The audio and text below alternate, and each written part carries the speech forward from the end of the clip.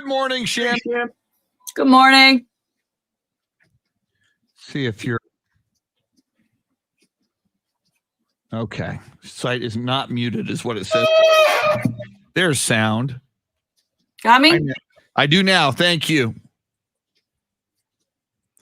I may or may not add a guy. Somebody who used to be my producer texted me. There's some kind of a football league. And I think we could have fun with this. Austin versus San Antonio. The Austin Wild play the San Antonio Gunslingers. Are you at all aware of the Austin Wild? That sounds familiar to something that I went out to their inaugural thing for, and it was not something I'm interested in. Yeah, well, we'll if we do it, we'll have some fun with it. The Gunslingers were in the USFL. And we're kind of a big deal, at least as far as like a minor league. The USFL was kind of a big deal. Herschel Walker played. Donald Trump owned the New Jersey Generals. So because of, and I was a huge Gunslingers fan. So we might just bring him on for a couple of minutes at 7:15 if they get back with me. We'll see. It won't be a major thing. It would almost be like a call-in. Wes Perkins, Hector Gomez, Jason Garcia, good morning.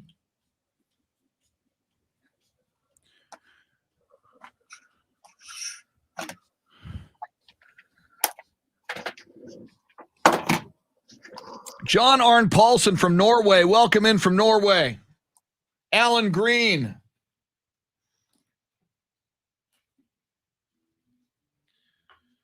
Here we go. Final Monday of March.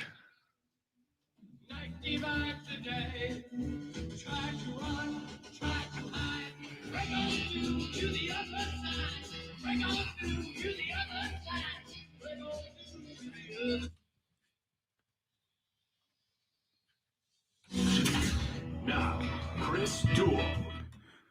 My goodness gracious. What a weekend in sports.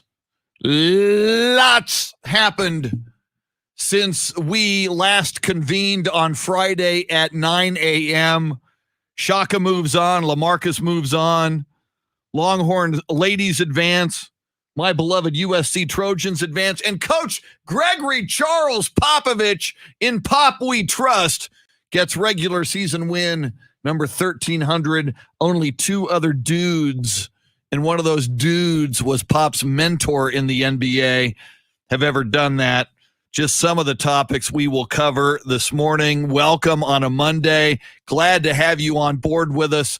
I'm Chris Duel, along with Shannon Salty Sweeney.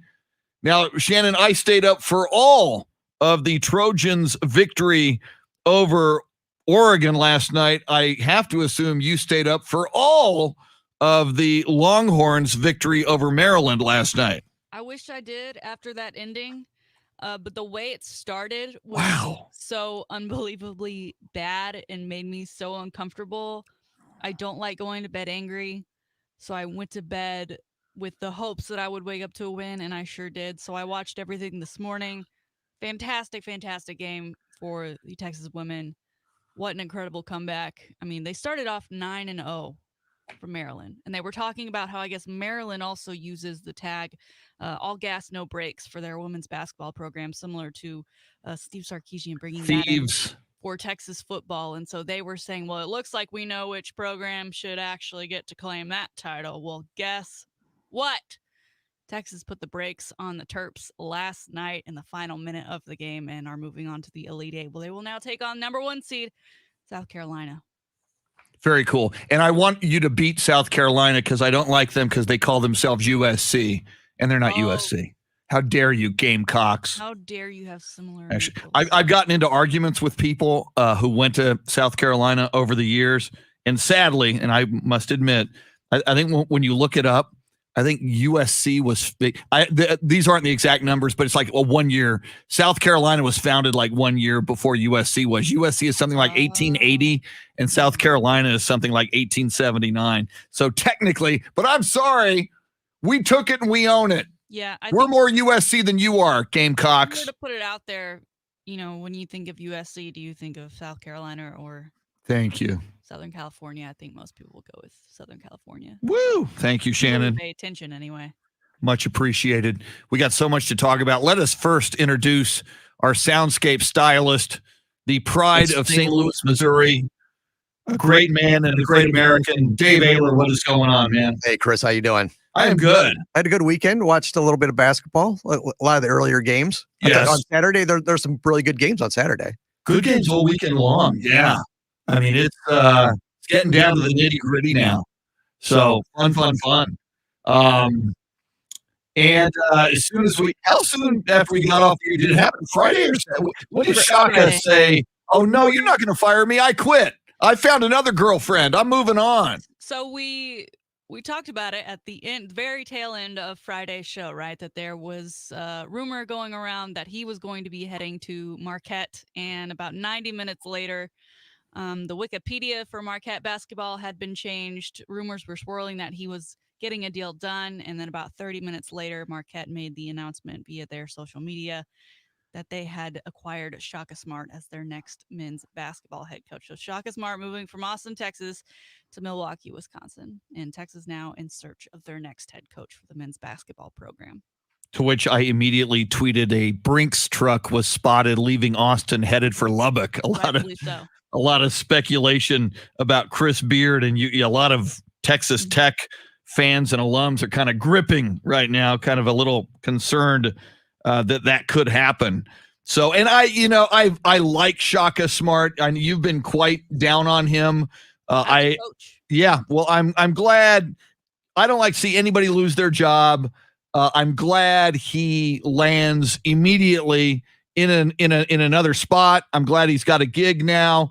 Back in the day when I was a kid, Marquette basketball was kind of a big deal, and they were often in the tournament and going deep into the tournament. So I hope he is very, very successful there. I think it's the right fit for him. I think that size program, I think Texas was a little too big for him, particularly from coming from such a smaller program to the beast that is Texas. You quickly learn it's more than just about the sport you're coaching. Amen. That makes it hard to handle. Not everyone is equipped for that.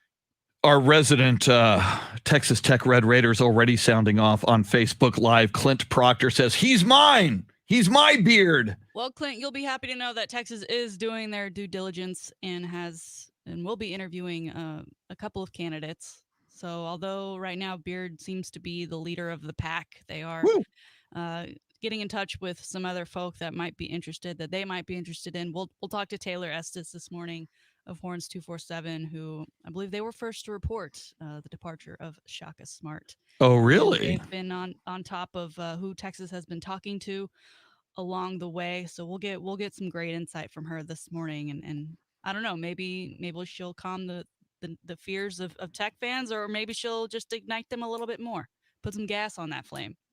Taylor Estes at about 8:06 this morning in the 8 o'clock hour. Also in the 8 o'clock hour, Andy Everett.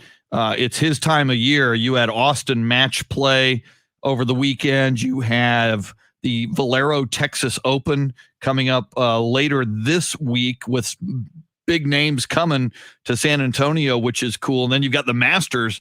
I mean, lots of local golf, Shannon, and then the biggest of all, the Masters, not far away now. Yes, sir. And Dell match play was once again exceptional, a fantastic tournament. And Texas's own Scotty Scheffler made it to the final round. Unfortunately, he ended up losing at the end to Billy Herschel, but he still took away over $1 million for that second place prize. So not a bad week for the former Texas Longhorn. And I'm sure he's more than excited now heading into the Masters, which of course just 2 weeks away. Hard to believe since we just had a Masters in November. Lots of golf on tap. Now, who was the guy? Wolf? Who was the guy you're into? Oh, Matthew Wolf. Matthew Wolf. I got to remember that name. Mm-hmm. Because I saw some other people, somewhere on social media, I saw some kid, a child, like a 10-year-old boy kind of raving over Matthew Wolf and seeing him there. And so apparently Matthew Wolf is developing a following. So that's a name I need to remember, apparently. Yeah. I don't know much about like his personality. He seems kind of more on the quiet side, but He's been moving up the ranks pretty quickly here, and I wouldn't be surprised if he has a great finish with the Masters this year. See, he needs to go all Leighton Vander Esch with the name Wolf. When he hits a great long putt, he needs to. That should be his. He could get TV commercials. And then they cut to another hole just off the way, and poor guy who's putting is now completely shanked it because of a random wolf call. Well, and that's even the fans can start the wolf call right after. That would be that. I think that would be better because I think the PGA could step into and say to Wolf, there will be no wolfing on this course. But to the fans, they'd have a much harder time controlling that. But that's part of the fun of the Masters, right? The roar of the Masters, right? When we get to that Sunday and it's down to the wire and the big name on the board hits a great putt and you hear the roar from wherever you are and you're like, dang it. And then you look at the scoreboard and they're changing the numbers out. I want to go there so badly just so I can be a part of that. Yes. I would rather hear a wolf call than it's in the hole. Although that is an homage to Caddyshack, and we can't have nearly enough. Have you seen Caddyshack, Shannon? Yes. Thank God. I'm just checking. I'm not that out of it. Well, I know, but it's so far before your time. 1981, for God's sake. I think it was produced in 1980. So, but yeah, it's like I just wanted to make sure because that would have been tough. So other than Chris Beard, and I know, as you mentioned, and we'll get the latest and the most up-to-date on the coaching search for the Longhorns for their new head basketball coach from Taylor Estes of Horns 24/7 just after 8 o'clock. But are you hearing other names? I mean, we've talked about Brad Stevens before. Anybody else surfacing over the weekend? Irvin, who was part of the 2003 Texas run, who is now with the Nets. Because everybody's with the Nets these days. He's an assistant for the Nets. He's apparently had an introductory interview with Texas already, and he's got the backing of guys like TJ Ford and Kevin Durant, just a couple names that have some sway in that Texas program. So we'll see. I mean, it's great to have a Texas connection. He's never been a head coach before. But, people like coming home, and I'm sure that's what they're using to try and draw Chris Beard. I don't know if I want Chris Beard so much as I just at this point want him so Texas Tech fans can be mad about it or something. Yeah, stick it to Texas Tech. Defending the front lines all weekend on Twitter. Well, he just got engaged to a woman who coaches volleyball out in West Texas, to which Texas fans were replying, well, she just quit that job. Oh, well, he called Tech coming home. He called getting the hiring at Tech as, coming home. And I was like, well, Texas would be coming home too. And it's coach speak, right? Yep. Lots more to talk about. We're going to take a momentary timeout right now so you can maybe make some money. It is the Double Your Stimulus contest, and it goes a little bit something like this. $1,400 right now. Text the nationwide keyword money to 200-200. You'll get a confirmation text and info. Standard data and message rates apply in this nationwide contest. That's money to 200-200. Good luck. Keyword is money. By the way, we'll do that 5 more times throughout the day, both on AM 1300 The Zone and Ticket 760, your chance to make some money. You brought up the Brooklyn Nets. A couple of notes regarding the Brooklyn Nets, Shannon. Congratulations. I saw you tweet out that you are joining the Brooklyn Nets. Mm-hmm. So way to go. On a vet minimum contract, but still great. Very, very cool. And LaMarcus Aldridge tying again to Texas. He's a Longhorn, former Longhorn, always a Longhorn. The Spurs buy him out late last week. He now signs with the Brooklyn Nets. I'm happy for LaMarcus. This should be fun. I'm intrigued by the Brooklyn Nets in that I just want to see something new. I mean, we've had so much Lakers. Before that, it was the Golden State Warriors run. In the East, it's been Milwaukee. It's been Boston. For the month when Kawhi was there, it was Toronto. And I've noticed this over the years, Shannon, in the NBA. I remember early on when the NBA merged with the ABA and the Philadelphia 76ers had a lot of stars. They had George McGinnis. They had Dr. J, Julius Erving. But those stars didn't initially mesh for a few years. Later, Philadelphia with Dr. J, Julius Erving did win a title. but it doesn't, when you've got all these superstars, especially if some of them are dysfunctional, Kyrie Irving, James Harden, Kevin Durant, it doesn't always work. It's going to be fascinating to see with all of this talent, add Blake Griffin to that mix, with all of this talent, can the Brooklyn Nets go deep in the NBA playoffs and maybe win the whole thing? Going to be fun to watch. Yeah, and they also added DeAndre Jordan to their roster. I mean, they've got quite the cast there. I mean, together, I think it's like 41 All-Star appearances between them.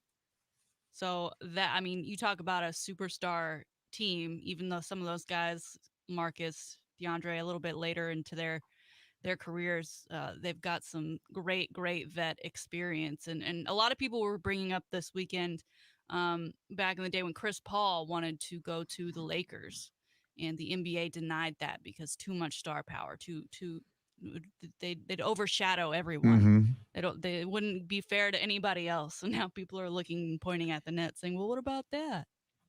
Yeah, because they're in the East, and the East has seemed to have struggled at times for not having enough teams on that side of the coast to compete with the West. Yeah, and I think post Golden State Warriors and post Kevin Durant going to Golden State, and LeBron trying to assemble his team now in LA, and they're going to sign Andre Drummond. We find out over the weekend, so that Laker team gets even more powerful, assuming LeBron and Anthony Davis can come back from injury by playoff time. But I think the NBA now doesn't care, and especially if it's a big market, I think it's a different era. And it's a great point you bring up with Chris Paul, but I just think it's a different. NBA's cool with super teams now, apparently. Yeah. Well, it's interesting because in a way they struggle for ratings, and I feel like if you're not distributing the talent evenly, then you're losing ratings elsewhere when you're gaining them in other markets. I don't know. I think of like the NWSL works in a way that if you are a national team player, if you play for the crest on your chest, your team is only allotted so many of those members of the national team to balance out the rest of the league. And I know you can't necessarily do that with the NBA, but my goodness, the Brooklyn Nets, and everyone's like, yeah, I'll take the minimum. I want a championship. I'll take the minimum. Yeah, and I think it's going to have the effect both, while I'm intrigued, I'm not necessarily pulling for them, but when you get so many ring chasers, and you could certainly argue LaMarcus is doing that, Blake Griffin is doing that, DeAndre Jordan, I mean, I'll bet you there'll be a lot of people pulling against them, but probably not as many until they finally win one. Once Golden State started looking unbeatable, then people started to turn against them. We got a lot coming at you all morning long. As we mentioned, Taylor Estes from Horns 24/7, Andy Everett, the voice of UTSA Athletics, and a golf guru, both of them in the 8 o'clock hour. 7 o'clock hour, Shannon's Salty Shakedown, along with This Day in Sports History, sports birthdays, and more. We will get to the Spurs and Greg Popovich doing something only 2 other coaches in NBA history have ever done. We'll talk Spurs, NBA, NFL, Cowboys, Texans, and a whole lot more. Dave Ayler making the show go. She is Shannon Salty Sweeney. We're with you till 9. Thanks for hanging out. You're listening to the Chris Duel Show. Woo! Ralph Balderas, good morning. Luisa Alanis, good morning. Little Doobie Brothers on the way out. Sam Tobias. Clint Proctor. John Paul Albert. John Arne Paulson. Gordon Weedman. What is up, Gordon? Wow, look at this, Gordon. Joanna and I are serving as the virtual hosts of the Stanford women's basketball team during their stay here in San Antonio. Kiana Williams is the daughter of one of my wife's employees. That is so cool, Gordon. Kudos to you and your wife, Joanna. Did you have something for me? Yeah, I'll put it in the chat here. Taro, is Dieng officially signed? I think so. I think I saw a Spurs press release. Let me go look.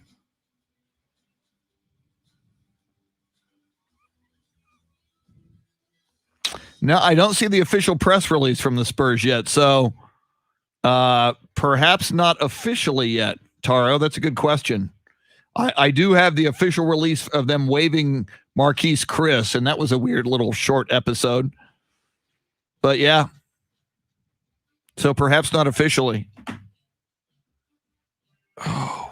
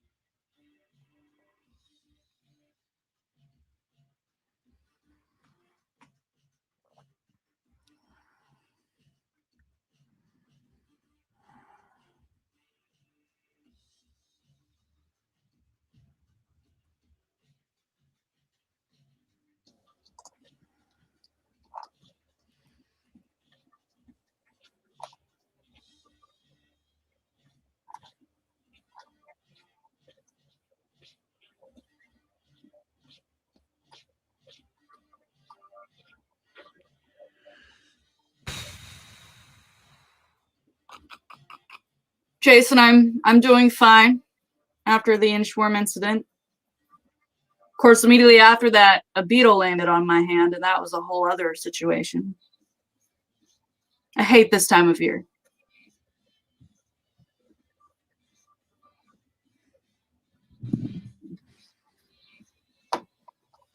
Very cool, Gordon. Delivering smoothies to the Stanford women's basketball team. Are you delivering them any San Antonio-esque cuisine, such as Mexican food? I know that might not be part of their training table dietary regimen.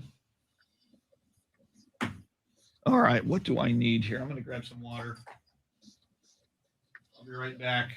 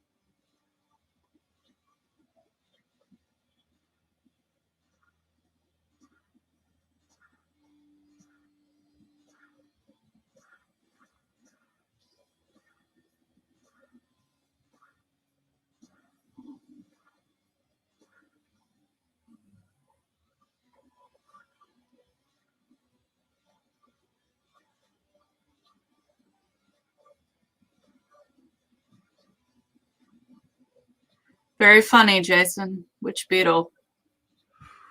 Dead beetle is what it is now.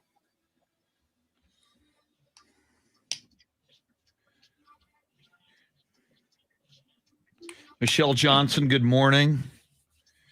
Jason, what is your go-to taco and what would you name it?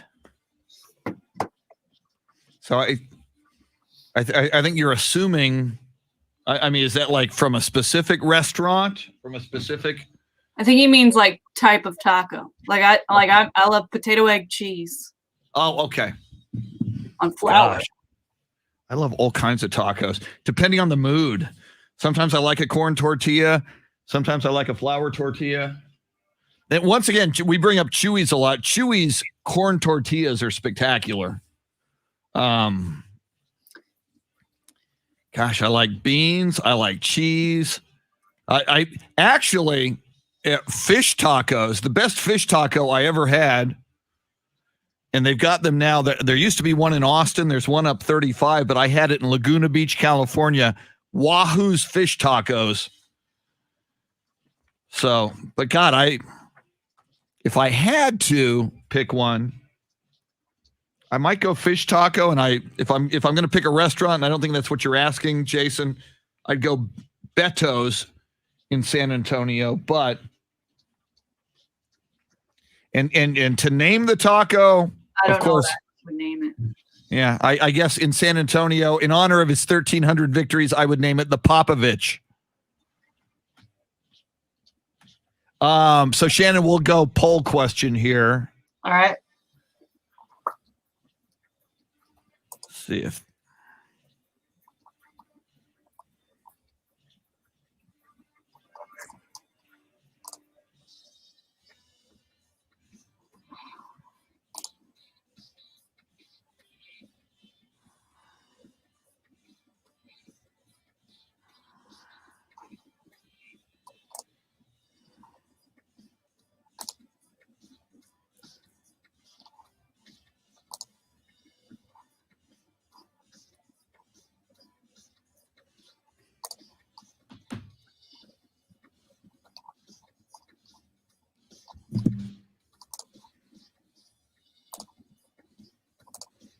Clint, don't be telling Texas who they should hire. You're biased, so you're going to throw out every name other than Chris Beard.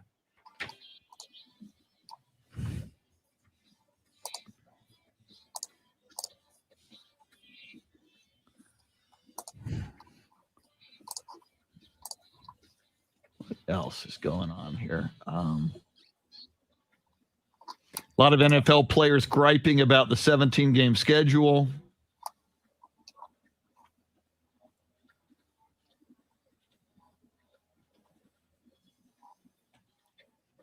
But wasn't there in the player agreement with that of you'll get less, there'll be less like field workouts and more, I do believe, yes. like weight, like lighter load. I think the biggest issue for them is that they're getting the same pay. So now they're getting paid technically less per game. Jared Taylor, why do we start almost 10 minutes past the hour? That's at the beginning of the show. The show, there used to be 4 segments, and the powers greater than we are decided, let's make it 2 segments. And in order to do that, you still, there's a number of spots that are in there. So we started about 10 after 6, but we go a lot, we used to start after the sports update at like 4 after 6 and take a break at 17. Now we take a break at 25, but in the other 2 hours, we start at 6 after. So we start earlier in the 7 and earlier in the 8.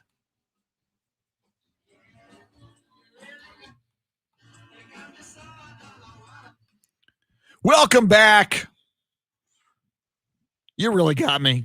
It's Chris Duel Show along with Shannon Salty Sweeney on this final day of March. March Madness in full swing in the ladies and the men's tournaments. Of course, the ladies wrapping it up in San Antonio while it was at a few other venues. The Final Four will be at the Alamo Dome, and the men tonight beginning to punch tickets to the Final Four. And Shannon, that men's tournament is the subject of our poll question this morning. Yes, sir. Asking which underdog in the Elite Eight has the best chance to advance to the Final Four. Number 12, Oregon State. Number 11, UCLA. Number 6, USC. Or number 3, Arkansas. Right now, UCLA leading, followed by Arkansas, then USC, and then Oregon State. What are your thoughts on this one, Chris? Go with your head or heart. I went with my heart because I'm wearing my USC t-shirt today and because I went to USC, and I mean, I obviously think Gonzaga looks so powerful. Gonzaga, if they play USC 20 times, Gonzaga will probably win 17 of those. But USC is kind of peaking right now. And I mean, if you're going to win this tournament, you probably got to go through Gonzaga and beat them. And if USC is going to do it, they're going to have to do it tomorrow night. But I think if I were picking with my head, and again, just going by seeding, what's weird about UCLA, they've played an extra game. They played that play-in game against Michigan State. So they had to play an extra game to get to the Elite Eight. But 3 Arkansas against the 1 seed Baylor. I guess if I were picky with my head, I'd go Arkansas. What about you? That's where I'm going, because Arkansas very much peaking at the right moment. And Baylor didn't look all that great over the weekend. And so I think they need to get things back on track. If they can, then they'll be really hard to beat. But they were pretty vulnerable at times. And I had Creighton in my final. They obviously lost to Gonzaga. I wanted it upset for Gonzaga somewhere along the line. It just happened that I had Creighton being the ones to do it. And, they hung in there for that first half. But the way Gonzaga plays, I mean, they were gassed. The whole idea that Creighton was coached not to crash the offensive boards because they didn't want Gonzaga to get back and score in transition, where a majority of their points have come from all season, was quite the tactic. Would have worked a lot better, though, had their shots been falling in and not needing to be rebounded so often as they did, and Gonzaga there to get it. Yeah, it's so weird, and I have to kind of try to remove my allegiance, which is almost impossible, to USC, and I'm still, Gonzaga is so weird in that a few years ago they were still a bit of an anomaly, because your blue bloods are your Kentuckys and your Dukes and your Kansases, and when you think of blue bloods, you don't think of Gonzaga, but maybe it's time. I mean, they're so consistently there the last several years. Maybe it is time to elevate them into blue blood status, which is so weird for a smaller school from Spokane, Washington. But so I mean, if USC weren't in it, I'm still not sure. I mean, on a certain level, this hasn't happened since Indiana was the last undefeated team to win the tournament back in 1976. So I don't know. Do you want? And I always pull for underdogs typically if I don't have a dog in the fight. But so I'm still, if Gonzaga beats USC, I'm still not sure if I'm pulling for them or not. I would imagine if Baylor is still alive, I tend to pull for the Texas team. So we'll see how that plays out.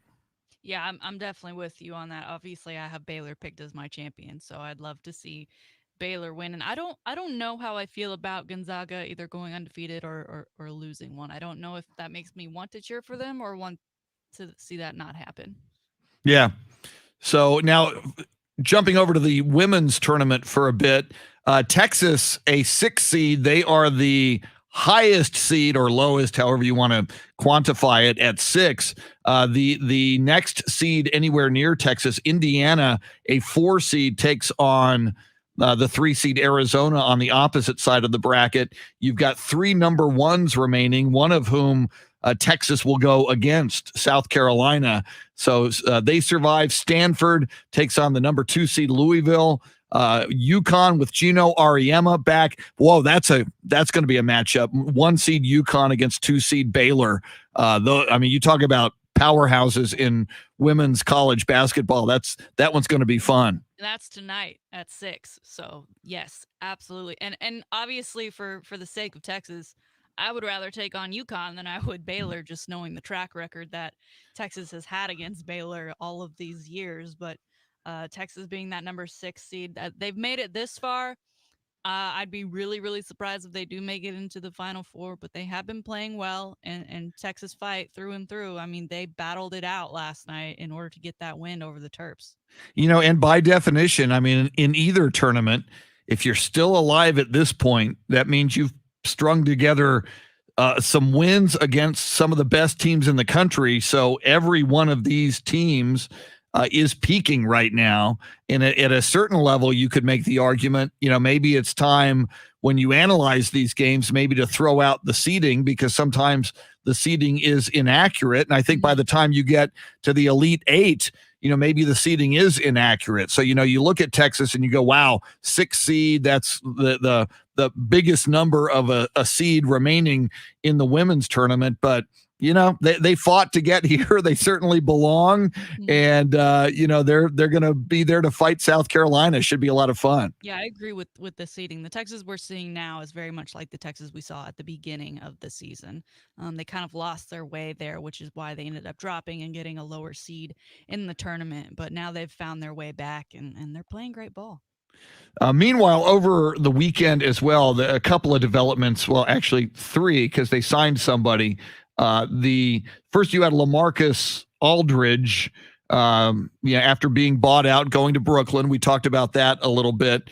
Now I'm going to have to pronounce this dude's name. I've seen his name throughout the NBA over the years, but George Dieng.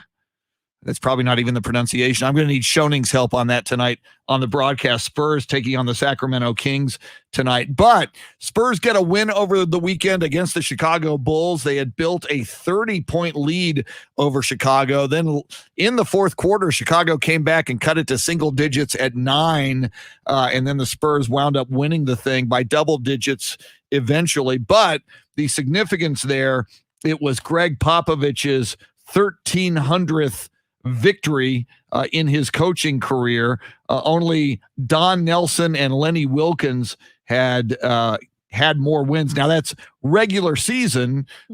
When you add up Pop's playoff games, and I would always argue playoff victories are more important than regular season victories. You need regular season victories to get to the playoffs, but those games are more important. You add in playoffs, and Pop is the winningest coach in NBA history. Nonetheless, 1,300 regular season wins is a big deal. And I think every step of the way, when we can celebrate what Coach Greg Popovich has done, I think that's a good thing. Well, not only does that Spurs win look great for Pop's overall number of wins, but thanks to the Mavs 2-game losing skid, Spurs back in 7th in the West for that playoff spot. True. So, and you got to wonder, is that going to be a back and forth that might go the rest of the season between the Mavericks and the Spurs? The one thing we do know about the Spurs' remaining schedule here in the second half of the season, it is one of the toughest schedules in the NBA as far as strength of schedule.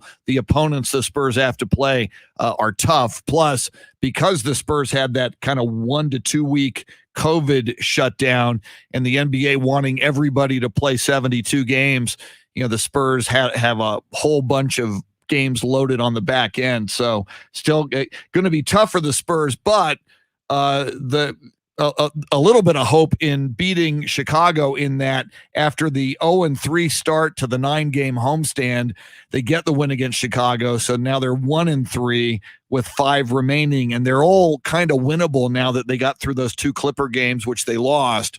So we'll see tonight against Sacramento if the Spurs can keep a good thing going. Well, and they've got Sacramento back-to-back. So say they lose tonight. How does that make you feel going into that second game? Awful in that you should beat Sacramento. So the big problem, I mean, the one glaring problem for this Spurs team this year is the inability to win at home. I guess they're 11-13 now. They were 10-13 going into the Chicago game. So you're sub 500 at home. Sacramento is 9-13 on the road. So you've got a 9-13 team coming in to take on the 11-13 Spurs. The Spurs have to learn how to win at home like right now, because if this trend continues with 5 more games at home, and if you're going to be sub 500 in those games, that means you're going to be 2-3 or worse. Then yeah, you are going to fall behind Dallas and probably further down the line. So they've got to continue to win on the road. The Spurs are 12-7 on the road, which is very, very good. But the time to start winning at home is right now, as in tonight against the Sacramento Kings. You almost want them to get the lower seed in the playoffs so they don't have to have that home court advantage. Yeah, this season, you're right. The more road games, the better. But again, it's going to be very interesting. And the Lakers, although I'm looking at the standings, the Lakers have won 2 in a row. I didn't notice that they had done that, but standings don't lie. The Lakers have fallen to 4th. It's so amazing. Everybody was talking Clippers, Lakers, and last year, if you remember, the Denver Nuggets went to the Western Conference Finals. Your 2 leaders in the Western Conference, number 1 team, and I believe that's the best record in the NBA. Yes, the Utah Jazz at 34-11 have the best record in the NBA, and your second best team in the West is the Phoenix Suns. So times have, at least involving those 2 teams, times have changed a little bit in the Western Conference. Yeah, it's I never thought I'd see the day where the Suns were relevant as far as basketball. To me, they were just relevant because of the players they had on their team. An old Shaq and Brooklyn Nets coach Steve Nash just kind of out to pasture after he played with the Mavericks. They've never, to me anyway, been a threat in the basketball landscape. So that was a team I'd always seemed to get drafted to in the video game NBA 2K, and I always hated it. Why do I have to go here? Very funny. Meanwhile, in the Eastern Conference, we talked a lot about the Nets a little bit earlier and the fact that they just keep signing players and they are now a super team. As we speak, they are 1 game behind the first place Philadelphia 76ers. Philadelphia 32-14. The Brooklyn Nets 31-15. Both teams have won 8 of their last 10 games, as have the Milwaukee Bucks, who each of the last 2 years have had the best record in the Eastern Conference. The Bucks 2.5 behind the Sixers, while the Nets a game behind the Sixers. Those 3 teams, Shannon, I think, because the Knicks are in the 4 slot. Knicks just 2 games over 500. I just think there's a big division between the Sixers, the Nets, and the Bucks, and the rest of the Eastern Conference. It'll be interesting to see how that plays out down the stretch. Yeah, and looking between the East and the West, like we know with the Spurs and Mavericks, everything gets so bunched up. But we do have this disparity in the East that makes it pretty clear that these teams are going to be set in stone when it comes to playoff time. And I'm looking at the Mavericks, and I'm looking at the standings. In the last 10, Mavericks have lost 2 in a row. They're 5-5 in the last 10. They were looking good when they leapfrogged the Spurs earlier last week. From your perspective, and you're a big Mavericks fan, what's the problem lately with the Mavericks? Why can't they start winning consistently yet? I would love to know the same thing, because you look at their schedule right now, and unlike the Spurs that are about to be going through a really rough stretch, I mean, things are pretty wide open for the Mavericks, except for this Jazz game on the 5th. But I mean, they've got the Celtics, the Wizards, the Rockets. But I wish I could tell you. I wish they would not be sliding at this time. This is not the time to be sliding, especially when, you did have the Spurs who weren't looking so great at home, and it looked like maybe you could get some separation going at a time of year when you need to. I'd much rather have a spot secured than have to play my way into the playoffs. Yeah, and I mean, you look at Luka Doncic and Kristaps Porzingis just right there with that core. When healthy, the Mavs. I mean, arguably.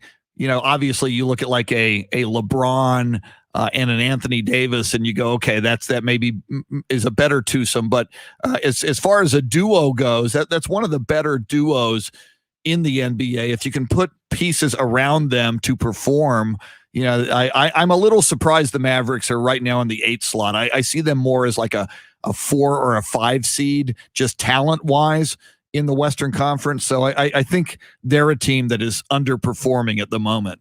Yeah, and you mentioned healthy. I mean, Luka's been out with an injury here as of late, so that certainly hasn't helped. So there's that. Yeah, that would explain what's going on there. So lots have we. I think we did over the weekend have some more Deshaun Watson accusers show up. 20 now. Oh my God! I think we're officially up to 20. Okay, how many of those can be lying? I mean. Really? Mm-hmm. And maybe there is a certain percentage of women going, hey, maybe there's some money to be made here, almost like a class action lawsuit. Maybe I'll throw my name in the hat. So maybe 1 or 2 or 5 of them might be frivolous. But again, I keep going back, Shannon, to the old adage, where there's smoke, there's fire. And I have always felt this, and I know we're up against a break. I have always felt this, and I know lawyers tell you, let me handle it and you be quiet and we'll address this. I'm the attorney. If I were falsely accused of something like this, I would call a press conference. I would be in front of microphones. I would be in front of a camera and on every social media platform I could find, looking into the camera saying, no way in hell would I do this. I would never behave like this. I don't see that emphatic denial. And, everybody's different, but it's kind of what I want to see from Deshaun Watson. Yeah, I agree. The silence is screaming volumes. And then now you also look back at, the night before everything kind of came out, where he did post on social media, like, this is going to come out, but it's not true.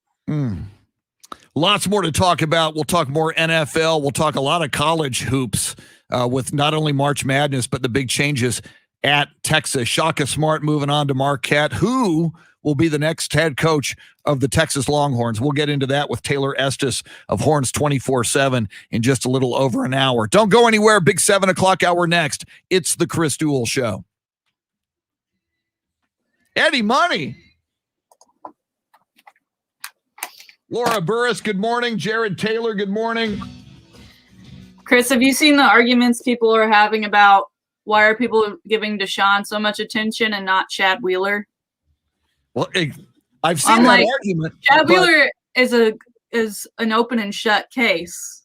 Yeah. And everyone did mention how bad it was, but it's open and shut, and he also isn't the face of a franchise. And he's not a household name.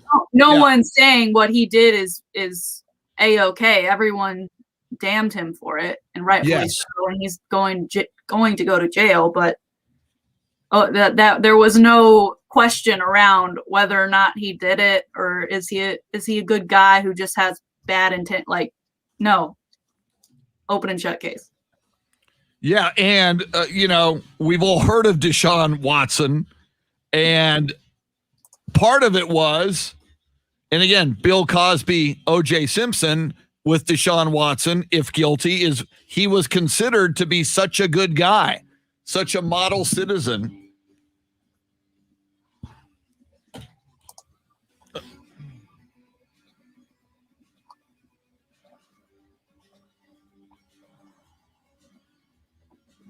Yeah, maybe we'll get into that a little bit. That's an interesting. I mean, I agree. People should have covered Chad Wheeler more and called him out more, but his name doesn't carry the weight that Deshaun Watson has. And people had to look him up. Who is Chad Wheeler? I had not known, and I hate that he went to USC, but I didn't remember him from when he played at SC. I didn't remember that name.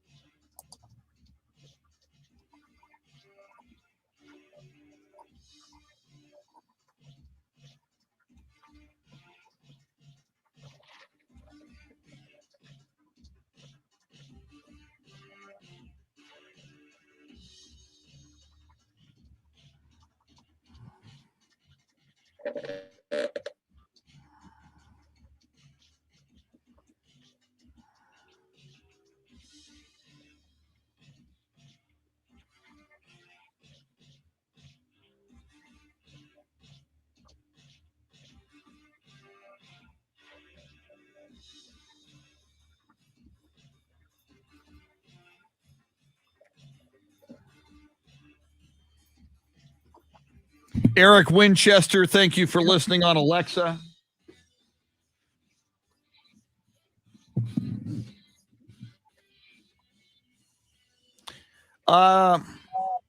Sam Tobias, I wouldn't consider it a failure, the Brooklyn Nets, if they don't win it all. Granted, they've got a lot of talent, but none of those guys have won it all yet. if the Golden State Warriors in their prime with Kevin Durant, Klay Thompson, Steph Curry, Draymond Green, if they then added LaMarcus and Blake Griffin and they didn't win it after they'd already won some titles, I would say so. I think it's still a new experiment. Now, if they get bounced in the first round, yeah, that's a failure. But if they go to the finals and the Lakers or the Clippers beat them, and it's so weird how we still give no respect in the playoffs to the Jazz or the Suns. I don't yet till they prove that they can. Yeah, and that's just like Jazz have the best record in the NBA. Do we expect them to win in the finals? I think few people do right now because they haven't yet. They haven't demonstrated the ability to do that yet. That was the Spurs problem for many years. Spurs would always win 50-plus games and go to the playoffs and then never close the deal. You've got to be able to demonstrate that you've got the chemistry and the championship pedigree to win a championship.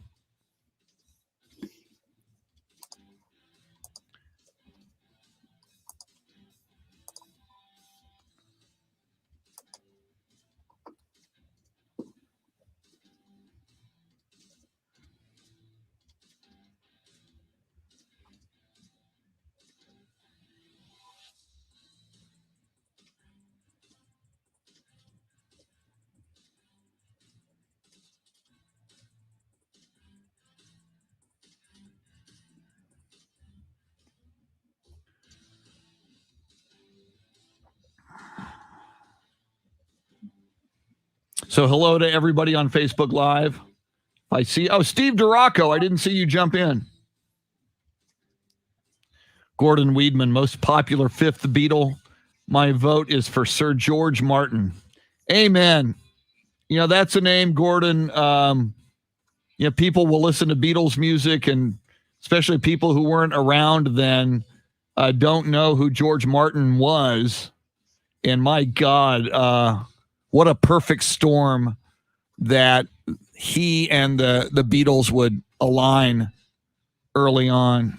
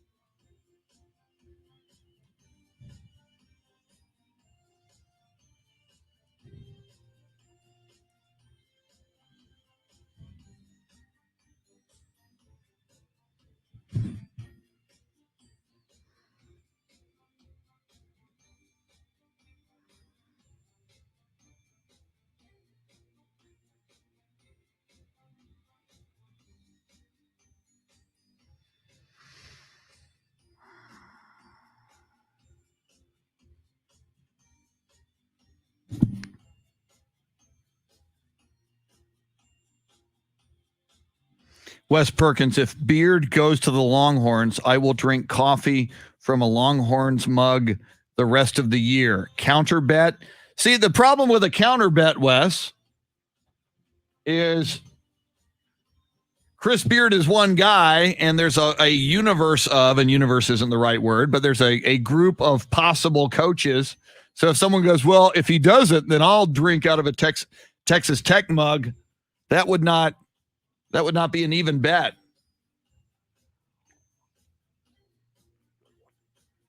But I do like you drinking out of a Longhorns mug. And I think you would have to, Wes, post a photo every morning for the rest of the year of your morning coffee in the Longhorn mug. Sam Tobias says, I'll pitch in for the mug.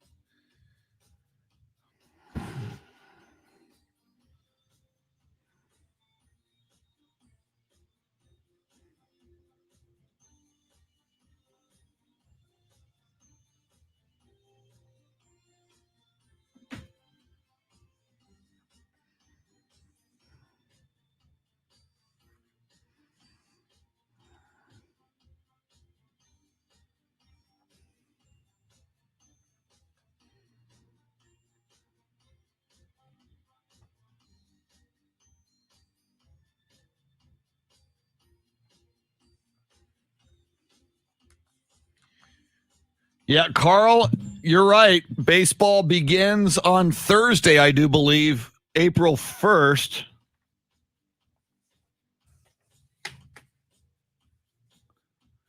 Man, 162 games. We'll never get rid of it, but that is too damn long. Oh, well. Here we go.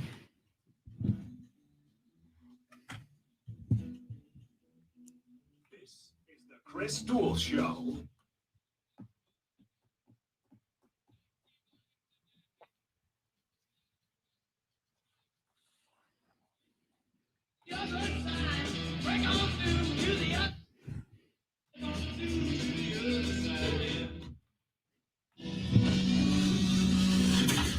Now, Chris Duel. On the final Monday in March, March Madness reaches its apex. I guess maybe its apex is when you get to the Final Four, but the Elite Eight is pretty cool in the men's tournament and in the women's tournament. Of course, in the women's tournament, the Texas Longhorns have advanced. In the men's and the women's tournament, the Baylor Bears have advanced.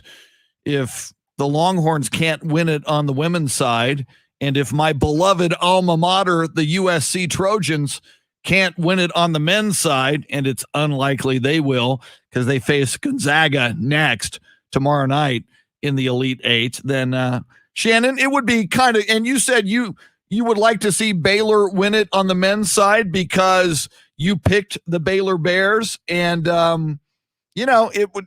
I think only UConn has done it, and they've done it twice in the same year. Both the men and the women win it.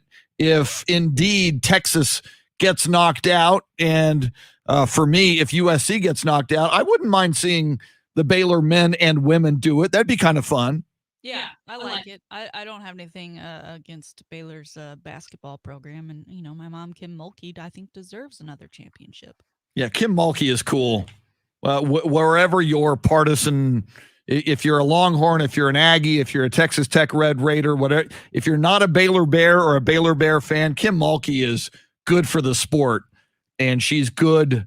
She's good for sports in general. She's just a great personality, a great interview. And my God, look at her level of success. That's kind of cool to see. Oh, yeah. Her development of players is unlike anyone we've seen in quite a while. And as you said, a great personality. Her hot mic moments are fantastic. Unlike hot mic moments these days that ultimately end up as front page news because someone said something they weren't supposed to. She just has the greatest quotes of all time. Speaking of women head coaches, someone brought this up earlier this morning. We were talking about Shaka Smart has left the Longhorns. And we're going to go deep less than an hour from now. Taylor Estes of Horns 24/7. As Shannon mentioned, they broke the story last Friday that Shaka Smart was leaving the Longhorns to go to Marquette. So there's now speculation about who will be the next head coach of the Texas Longhorns. On Facebook Live, and if you're new to the show, we stream live video on Ticket 760 and AM 1300 The Zone's Facebook page. There's also a way to see the video through YouTube, and we put those links out on Twitter. And I saw other people put this name out there over the weekend for the next Texas Longhorns head coach. Jason Garcia says it should be Becky Hammon. Spurs assistant coach Becky Hammon should get in the car, head up to Austin, and coach the Longhorns men's basketball team. Shannon, how do you feel about that? Her name isn't on the list as far as I know. So I don't see that very likely happening. Well, but do you like it, though? I don't think her name's on the list either. I think it's fans speculating, but would you like it? I don't know. For a first, like, I know Royal Ivy, who's a hot name on the list as well, would be a first-time head coach, but he did play at Texas, and he does have the backing of some other high-quality Texas names. But because he did play at Texas, I think that I would be more okay with that than someone has yet to be a head coach. And obviously she's been in the NBA for so long now. I mean, there is a huge difference between the operations of the NBA and being a college basketball coach. I mean, you just look at the transfer portal, look at the one and dones. I mean, the landscape is just completely different, that I don't know that I would feel as comfortable. Not saying she wouldn't do great, and I'm not saying that I'd pout about it, but not my pick. I love Becky Hammon. I think Becky Hammon's going to be a big-time head coach somewhere, maybe even San Antonio if she sticks around long enough whenever Coach Greg Popovich rides off into the sunset. But I agree with you. While I've seen some fans post that over the weekend, having not been a college coach yet, and, you know, you talked about Shaka Smart coming to Texas, which is a completely different beast, obviously, than VCU, where Shaka Smart came from. There was speculation last year in the offseason that Becky Hammon should go coach the New York Knicks. And it's like, I said, no. Becky Hammon needs to be in the right situation. The New York Knicks have been so dysfunctional for so long. The Zen master, Phil Jackson, as a general manager, couldn't make it work in New York, especially with that awful owner, James Dolan. So Becky needs the right situation. That's why I think if she stuck around long enough in San Antonio, I think San Antonio would be the perfect situation for her, because she would step into a situation where the players knew her already, where the organization knew and valued her already, where the fan base knew and valued her already. You know, and there might be other circumstances, maybe not as ideal as San Antonio for her, both in the NBA and in college, but I just think Texas is such a unique, gargantuan college brand beast that I don't think that would be the right first time situation for her. You can't put her in a Steven Silas like situation year one. I think that'd be a disservice to the league, a disservice to this initiative and push to have more women involved in the league. And you know, to put her as the first time female head coach in the NBA, I mean, that just would not go over well all the way around. So I agree. I think the Spurs would be the ultimate fit for her. And assuming Pop ever, you know, lets go of the reins. Yeah, he has to someday. I mean, I don't want him to for quite some time. I love him, but my goodness, it's almost, if you're Becky Hammon, it almost makes the longer you can hold on and be his lead assistant. Plus, it year by year, it also gives you more latitude. I mean, she is, although I don't think they've officially named her this, I think it is certainly assumed now she is the lead assistant to Greg Popovich. And, you know, while on one level you kind of wait on Pop, maybe on another, each year you can kind of pick and choose. If you're Pop's lead assistant, traditionally, you know, all those guys have gone on to other jobs, whether it's Mike Budenholzer in Milwaukee, or countless other guys who have sat right next to Greg Popovich, like Becky does now, have been able to pick and choose what NBA head coaching gig they get, depending on what opens up year to year. So she can still, I believe, pick and choose. If the right one opens up and she feels comfortable making the leap, she can. I see our good friend Tanner Carlson posting in Facebook Live. Tanner will join us in here tomorrow in all probability. Texas Elite Eight in San Antonio. Who would have thought? Not me, says Tanner Carlson. So Tanner, surprised that the Lady Longhorns are in the Elite Eight. Shannon, are you surprised? A little bit with the way that team was playing down the stretch, but watching them play in this tournament, I'm not surprised that they did find a way to beat the Terps. Like I said, that game last night did not start well. So that is why I went off to bed, because I would rather wake up and be happy than watch the whole thing and just be angry all night. And I also kind of live by like, if I don't watch, maybe something good will happen. When I'm watching something bad, only bad is happening. And after that rough start, that's very much how I felt last night. A little disappointed though. NCAA this go around just keeps continuing to unimpress, because after the win, of course, players and coach Vic Schaefer head off to do their press conference where they talk about the game. They talk about what's next. They're all excited. Media gets to call in via Zoom, and the NCAA did not allow any local Texas media to ask questions. That's crap. That is total crap. Yep.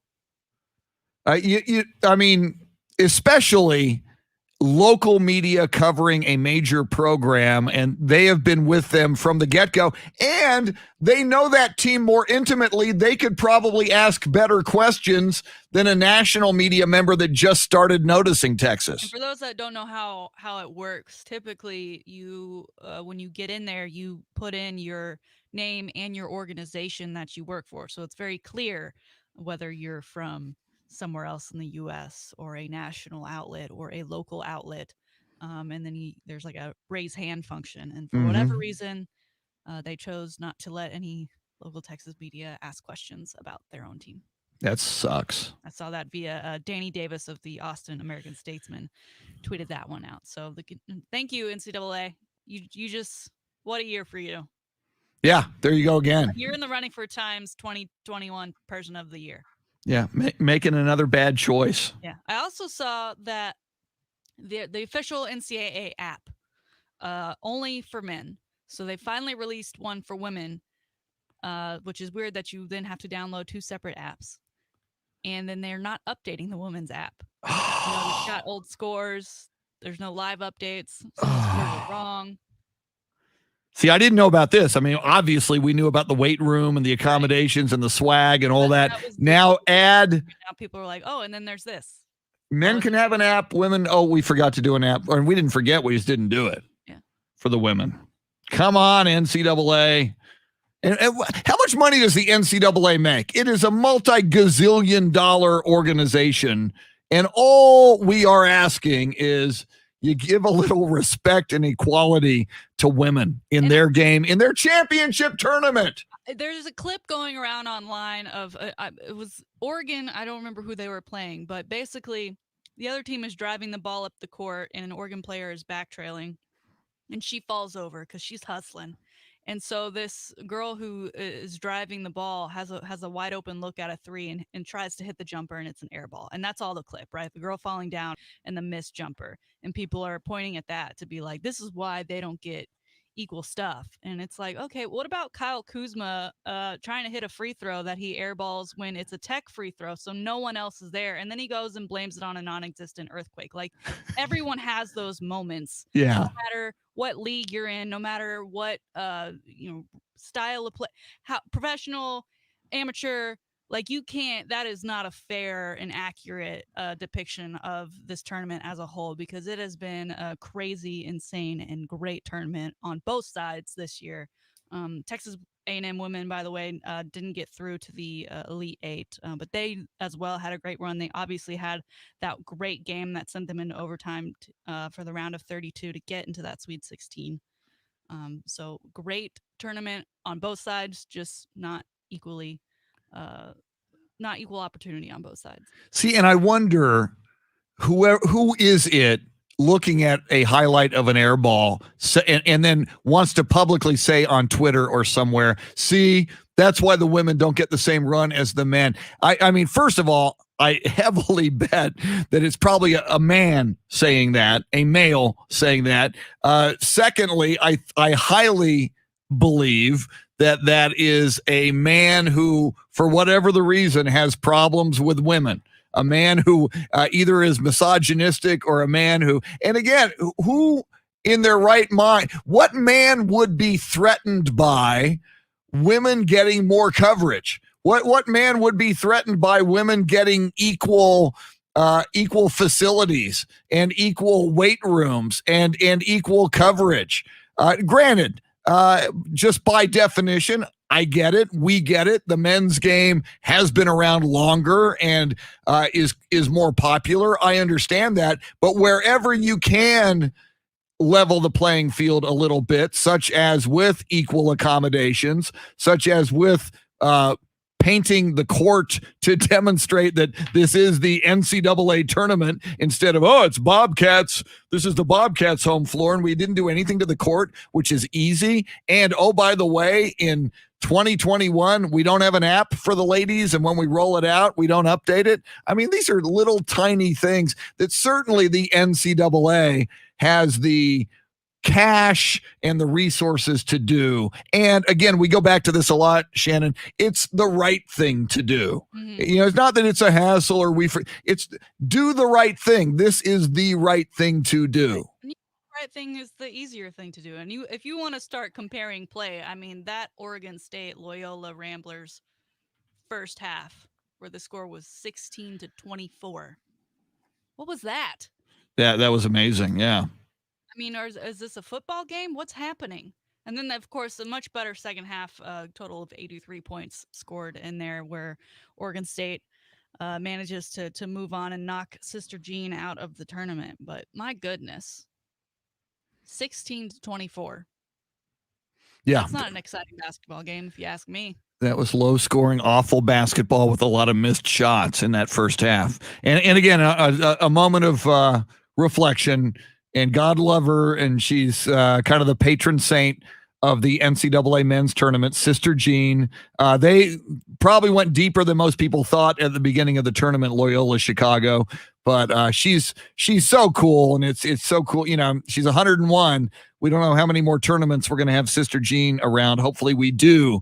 But on a certain level, sorry to see her go. Oh, yeah. And I was glad, you know, we talked about the story of her not being able to go, and then she got in and was happy she got in because, as you said, and I don't think a lot of people had them going as far as they did. A lot of people probably, I picked them to go to 32. I certainly didn't think they'd get out of that. But luckily they did get her in there for that first game because that, you know, they could have very easily been knocked out in that first round of the tournament. But she is fantastic. If you haven't seen the fake parody account of hers on Twitter, it is also fantastic. I have not seen the fake account of Sister Jean on Twitter. It's fantastic. I'm gonna have to go check that out. I'm gonna check that out. You know, telling people she'll pray for you. I'm gonna check that out during the break. Sweet 16. Sweet. Very, very nice. Shifting gears back for a moment, because you and I talked about this during the break, Shannon, and it will continue to be a big story this week. And it's one of the biggest stories in the NFL right now, other than the draft, the Deshaun Watson story. And you mentioned, and I've seen this as well, Chad Wheeler, an offensive tackle for the Seattle Seahawks, brutalized. It was his girlfriend, right? They weren't married, I don't think. I believe so. But and it's almost like the Greg Hardy thing where you see photos of her. I mean, he beat her unconscious. He thought he murdered her. He thought he murdered her. She was awake. And so people are saying, hey, how come you guys, the media and everybody else, are giving all of this attention and negative press to Deshaun Watson and these allegations, and we don't hear a whole lot about Chad Wheeler? And Shannon, you and I, people on Facebook Live heard it, but for the radio audience, you've got a few reasons why there's a little bit of a difference between the Chad Wheeler case and the Deshaun Watson allegations. Right. Chad Wheeler, for one, I mean, we saw the pictures. We got word from the girlfriend of what went down. That was open and shut case. No further questions needed. He is a bad man. He should and most likely will serve jail time. It's no longer a part of the NFL, right? Seattle released him. So that open and shut. There's no more discussion, at least surrounding him, to bring him any more, press. Um, about that we get it, open and shut case. And also, they said Chad Wheeler, I said who? So did I. And he went to USC, and I didn't even remember his name from his USC days. And so that too. And then Deshaun Watson, everybody knows who Deshaun Watson is. Even if you're not even an NFL fan, you've heard the name. He's the face of a franchise. He's not only the face of a franchise, he's the face of a franchise who's going through a lot, who is already the talk of the NFL world because of the team members that have chosen to depart, team members that were traded for a bag of chips, getting a new head coach, getting a new GM, not playing up to the standard that they want to play for, and this, that, and the other. And then you throw in all of this with Deshaun Watson and all of these allegations that are right now just that. They are allegations. So there's a lot to be discussed of the ifs and whens, any truth or false, whatever comes out. There's a lot of implications, not just for the Texans and Deshaun, but for the NFL at large here. And man, this Deshaun Watson story, I don't know, how it gets resolved anytime soon. You look at the NFL draft, which is coming, and you had teams that were interested in Deshaun Watson. And how do you do that now? We've talked about it from all angles, including, and Shannon has brought up, the Ezekiel Elliott case where he got the 6-game suspension while not being charged by law enforcement, by essentially when law enforcement says there's not really enough there for us to pursue this case. My goodness, just the sheer number of allegations against Deshaun Watson dwarf the one person who had the allegations against Ezekiel Elliott. So it's going to be interesting to see how that plays out, but we shall move on. Want to remind you, with so much going on with the Texas Longhorns athletic program, Shaka Smart going to Marquette, leaving a coaching opening for the men's basketball team, the ladies going to the Elite Eight in the tournament, and of course, the spring practice beginning for the Longhorn football team. Taylor Estes of Horns 24/7 will talk about all of that with us at the top of the hour, just after 8 o'clock. Andy Everett is our go-to golf guru, among other things. And you had the Dell match play in Austin over the weekend. You've got the Valero Texas Open coming to San Antonio this week. And then the next week is the Masters.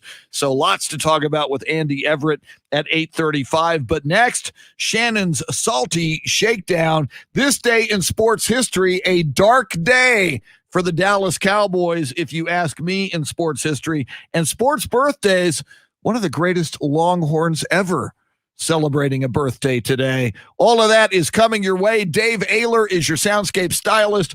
We are with you till 9. You can join us on Facebook Live. We're streaming live video. It's the Chris Duel Show. Bernard Trefan, welcome in. John Williams.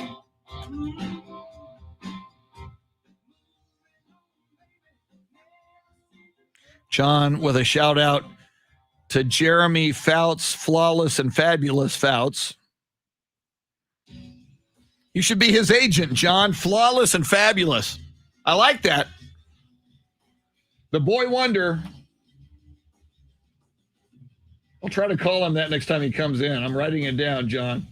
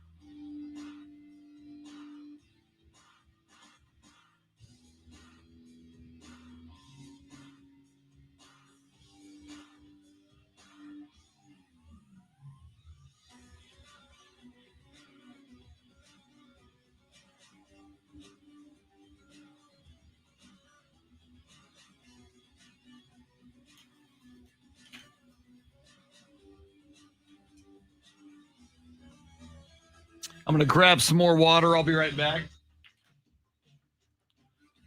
Putting on the mask.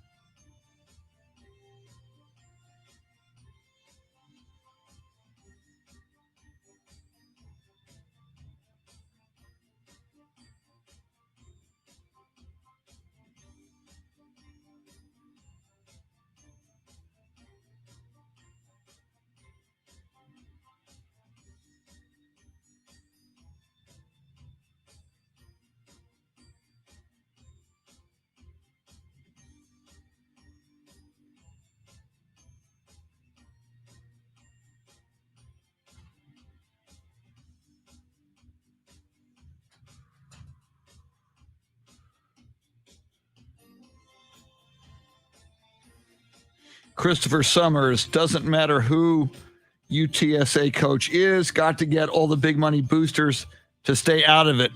Christopher, that's never going to happen. Sadly, that's how it works. Money buys you influence. I mean, it happens in Washington, in Congress, in the Senate, on the state level, the legislature. You know, people do what they do because the big money interests have influence.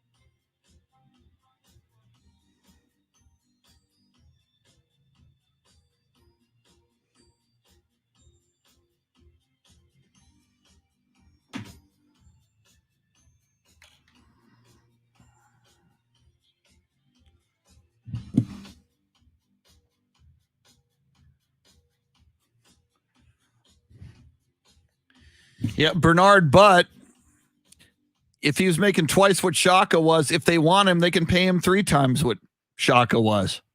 And even if you pay him the same salary, do you want to be at your alma mater in Austin with all their resources, or do you want to be in Lubbock with Texas Tech?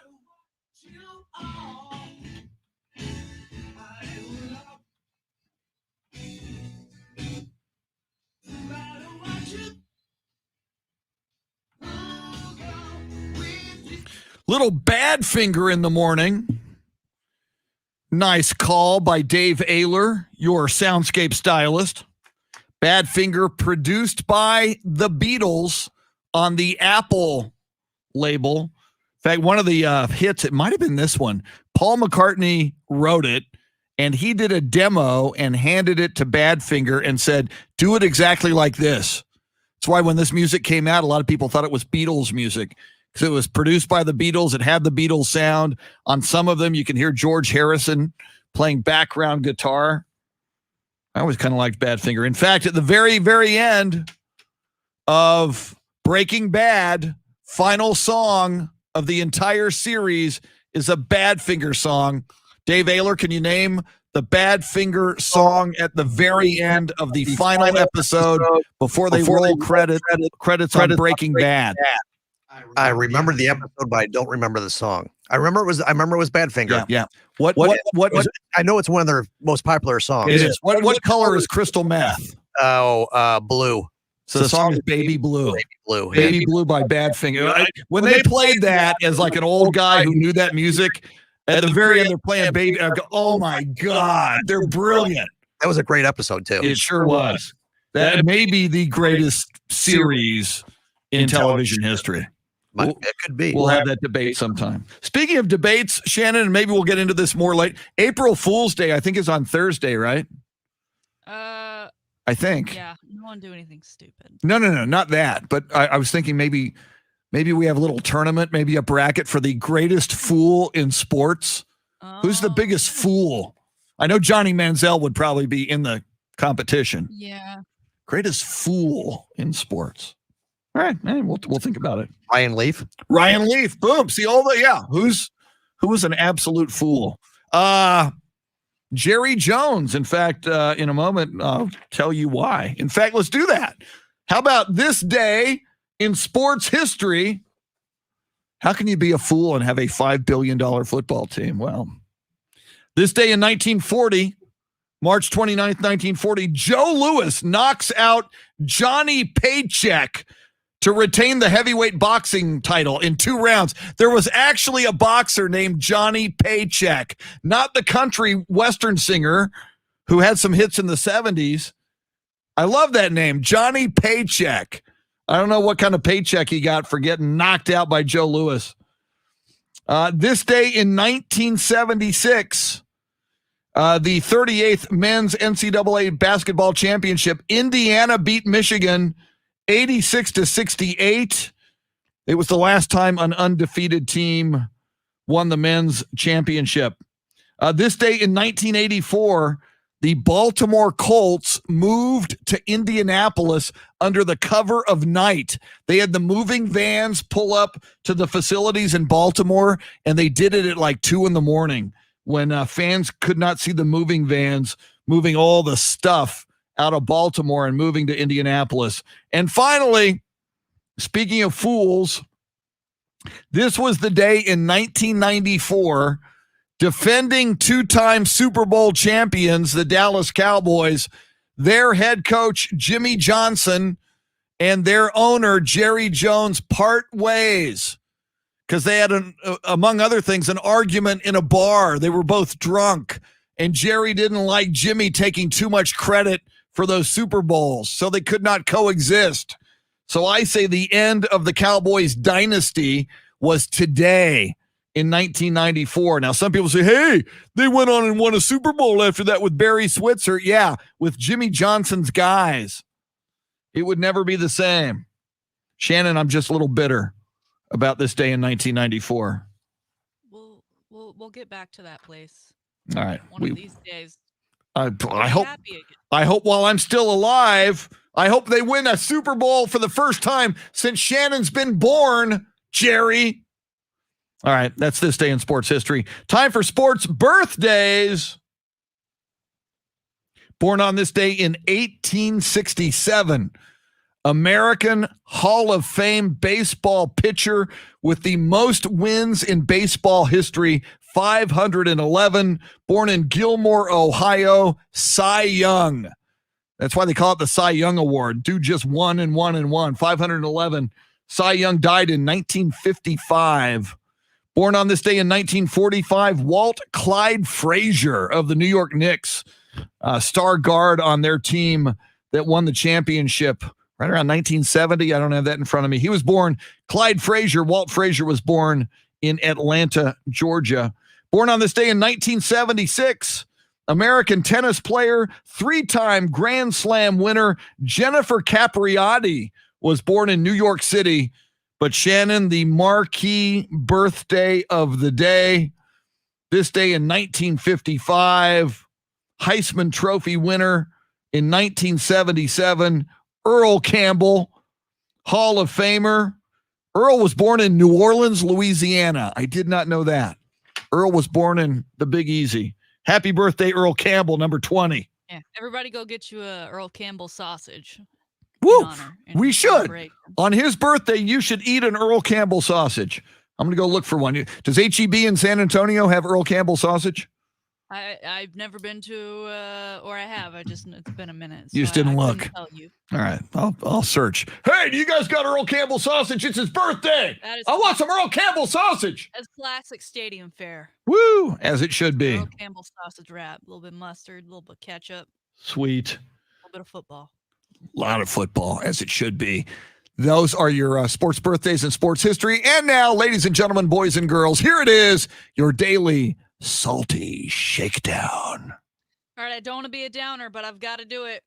We talked about Megan Rapinoe showing up to the U.S. Capitol on Equal Pay Day to talk about the disparities between the women's and men's national teams, how much the women have won and how little they've been paid for it.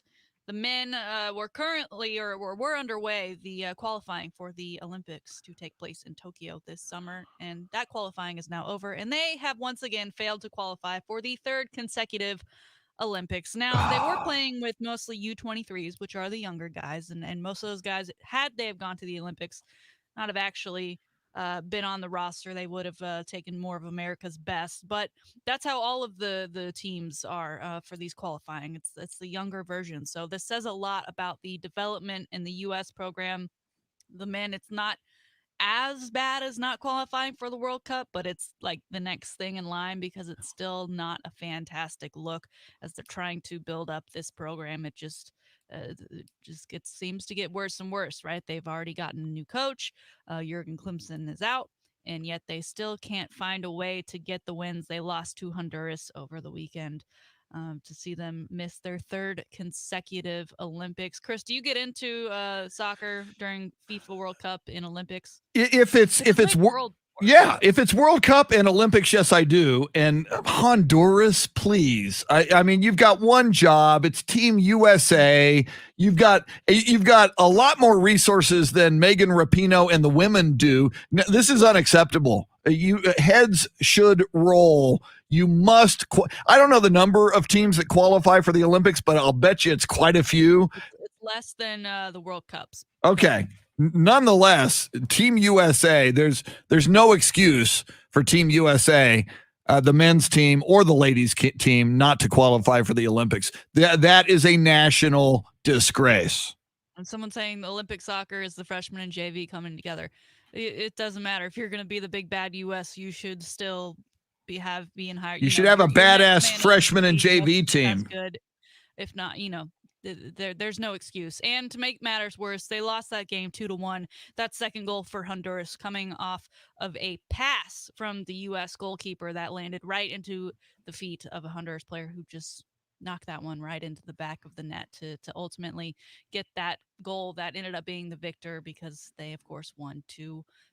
All right, moving on. The NFL draft is just around the corner, and Trevor Lawrence has said, no, I'm not going to Cleveland. I'm going to watch it in Clemson with some close friends and family and keep it right here at the place that I've been all these years.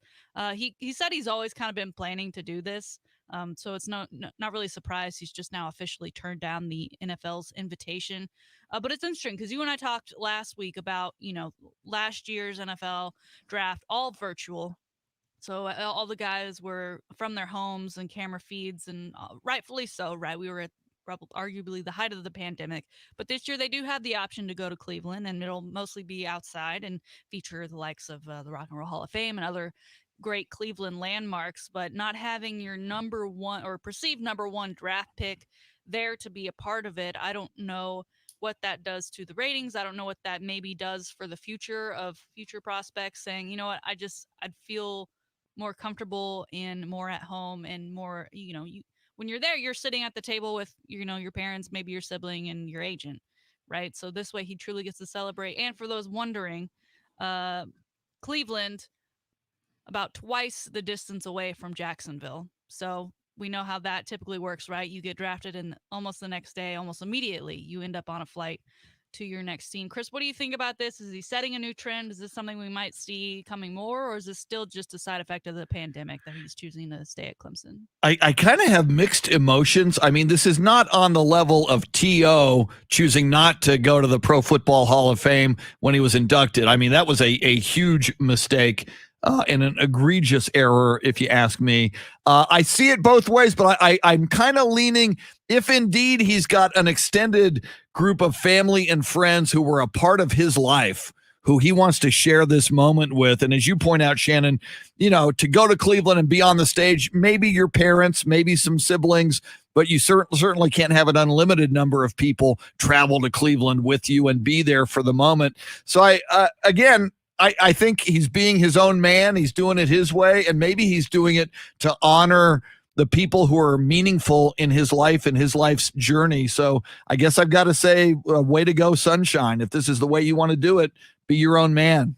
Yeah, interested to see how that'll work, just how many cameras they're going to then descend on Clemson, knowing that he's going to be there.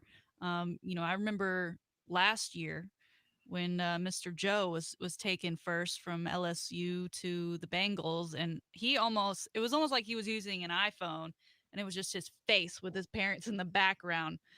So a little lackluster. So hopefully this year there'll be a little bit more excitement for it.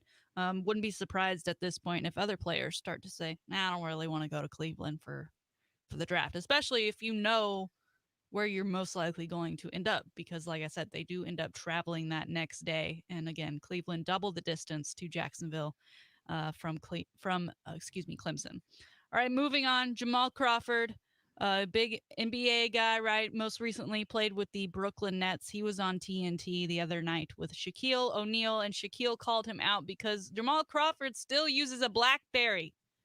In the age of smartphones, Jamal Crawford uses a BlackBerry. So not only is he using an Android to the dismay of iPhone users, but he uses a BlackBerry.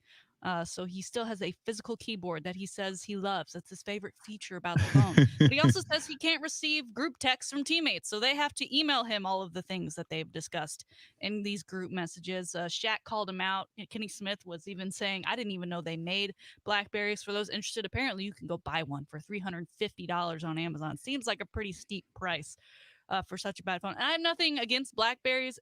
It was one of my first phones. I had two different ones throughout high school, and BlackBerry was the phone I had when I first got unlimited texting in 2008. Okay, we're in 2021 now, and yes, it was incredible because I could text without looking because of the keyboard. But guess what? I can now text without looking on my iPhone, and things happen just as great. He says he doesn't like having to back up on iPhone. If you have to misspell something. I'm like, what? You mean auto select delete? That's not hard. Why are you still using a BlackBerry? He even showed it to the camera on TV. Giant screen followed by giant keyboard underneath. I cannot believe a guy of his stature. I mean, it's one thing if you have that and something else, right? The Kardashians try to hold on to their BlackBerries forever because I think they were putting money into their pockets, but they eventually gave up. I'm not phone shaming Jason, who's commenting on our Facebook Live. I'm just simply saying he's wrong for having a BlackBerry. Now, Chris, I think we all have things that we're attached to, particularly electronics, as things seem to die out within a year or two before the next latest and greatest thing comes. I myself still have a couple of iPods that I have in my car for one, and then another one that I use to take on walks when I want to be disconnected, don't want to have my phone with me.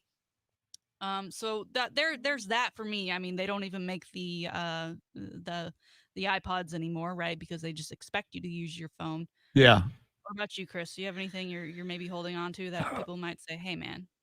I don't think I am. What are you on, iPhone 7? I'm on iPhone 7, and it's my battery lasts 6 minutes now without a charge. I've got to keep charging it, or so. And again, we've had that discussion. I think Apple, it's planned obsolescence. It's engineered that way. On a certain level, though, Jamal Crawford.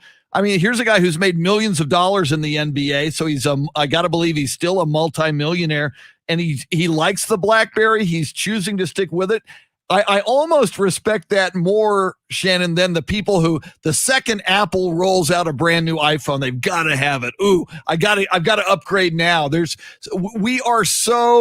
like Pavlov's dog. We salivate at the bell ringing of a new bit of technology that we all have to have. So on a certain level, if he's sticking to his guns, I kind of respect Jamal Crawford for this. He says it's glued to his hip, which makes me think he also has a belt clip for his phone. And to that I ask, is the pager right next to it? Because come on, bro. Pager. I'm a person. I don't always upgrade, right? I think my iPhone's 2.5 years old now, so I'm not super on top of it. I did get the new Xbox.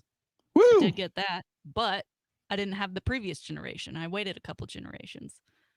So I get it, but at the same time, there comes a point in time when you just got to let it go. I mean, they have BlackBerries in museums now. I never had a BlackBerry. I went from the pager to the big old block phone, and then the little phone that was almost like the communicator from Star Trek that would open up like that. Oh, the Nokia. Yeah, and then somehow made my way into the smartphone era. But I always had, when BlackBerries were kind of a status symbol. They were more expensive back in the day, and it's like, whoa, I hope maybe someday I can have a BlackBerry. But I never did have a BlackBerry. Or like the ultimate business phone. Yeah, you were special if you had a BlackBerry. All the things I do with my iPhone now, and I couldn't imagine having a BlackBerry. How would I play Candy Crush? And I'm probably the only one still playing Candy Crush, but how would I do it? I'm almost to level 5,000, you guys. Nice. That's what I do in my free time. All right, that is your salty shakedown for today. Sorry if you have a BlackBerry, but you're wrong. I can't imagine many people listening right now have a BlackBerry. That is kind of an anomaly. There might even be people looking up what is a BlackBerry. Yeah, I'll bet you. Like, I've never seen that at HEP. What is she talking about?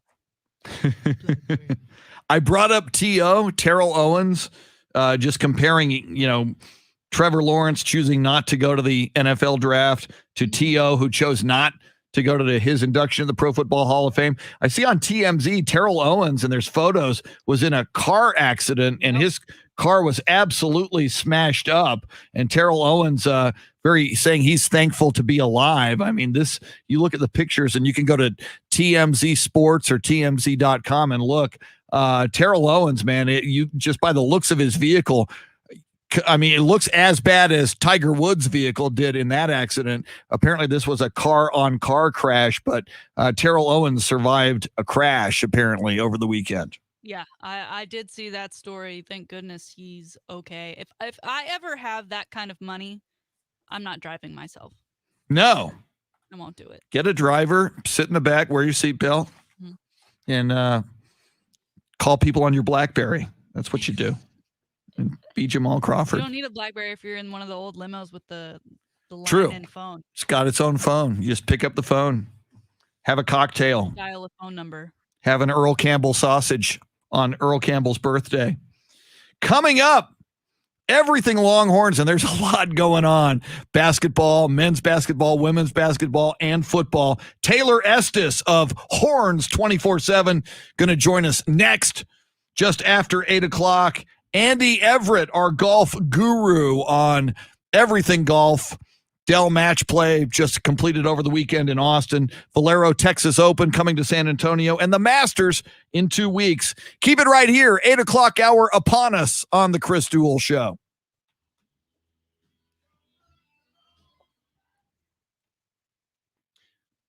Good morning, Beth Settle.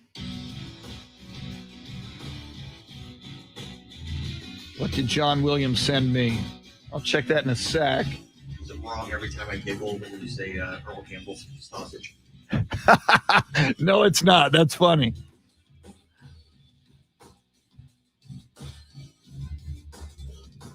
Let's see. Where did that go? There it is.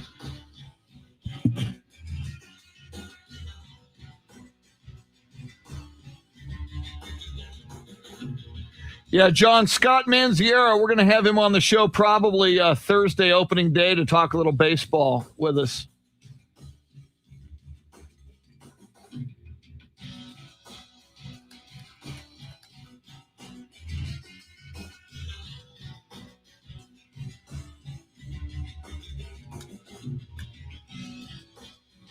Oh, I'm going to get coffee.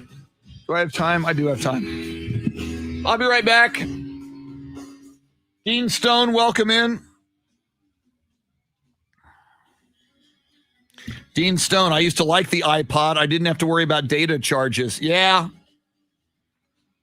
Although now on my phone, I've got Apple Music, and it's cool to be able to, any song that pops into your head, to just, boom, go get it and listen to it. I mean, to me, if you would have told me about that 10, 20 years ago, it's just mind-blowing that that technology exists. I was excited about Napster when Napster happened. All right.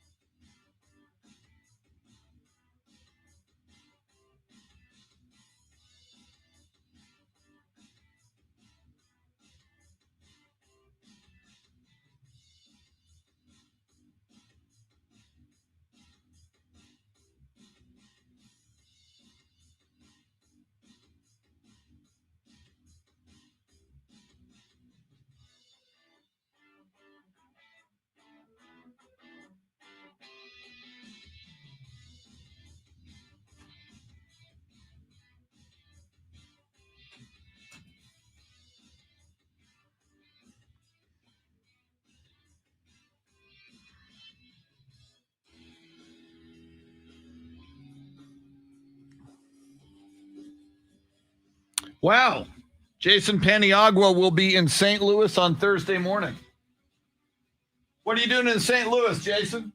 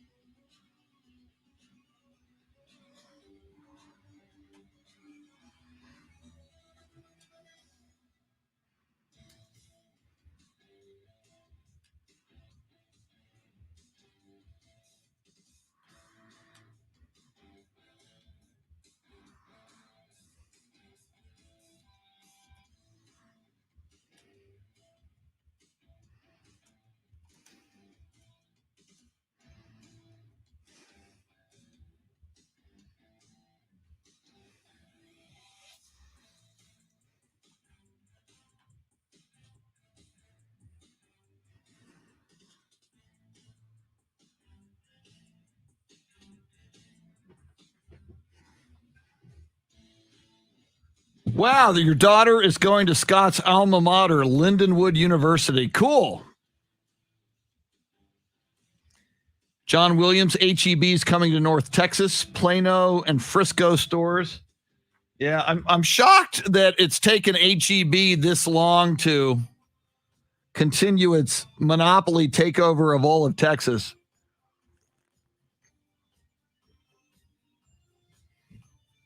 They're like the Borg. Resistance is futile.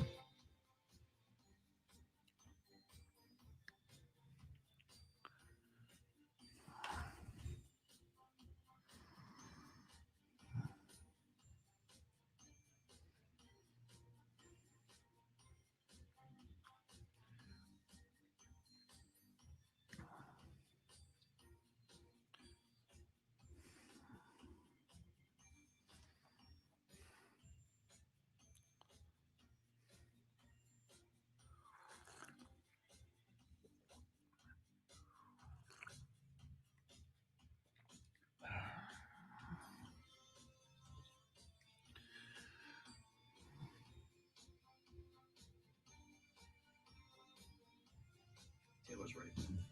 Cool, man. Thank you.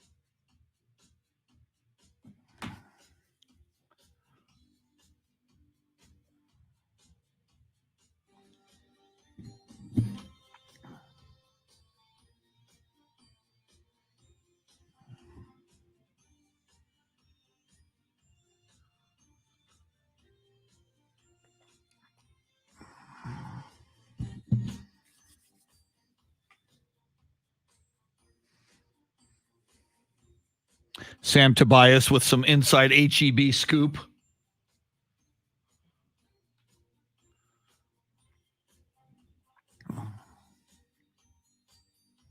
I mean, HEB is just such a well-run operation in so many other cities.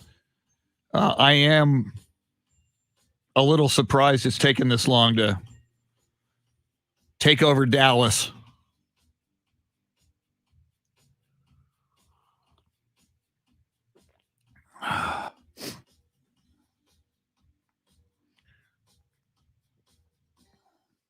Eight o'clock hour.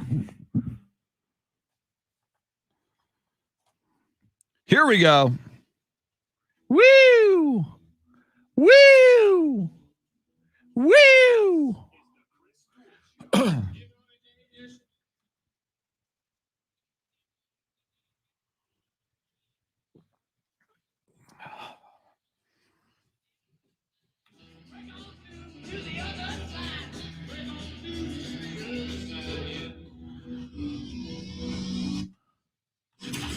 Now, Chris.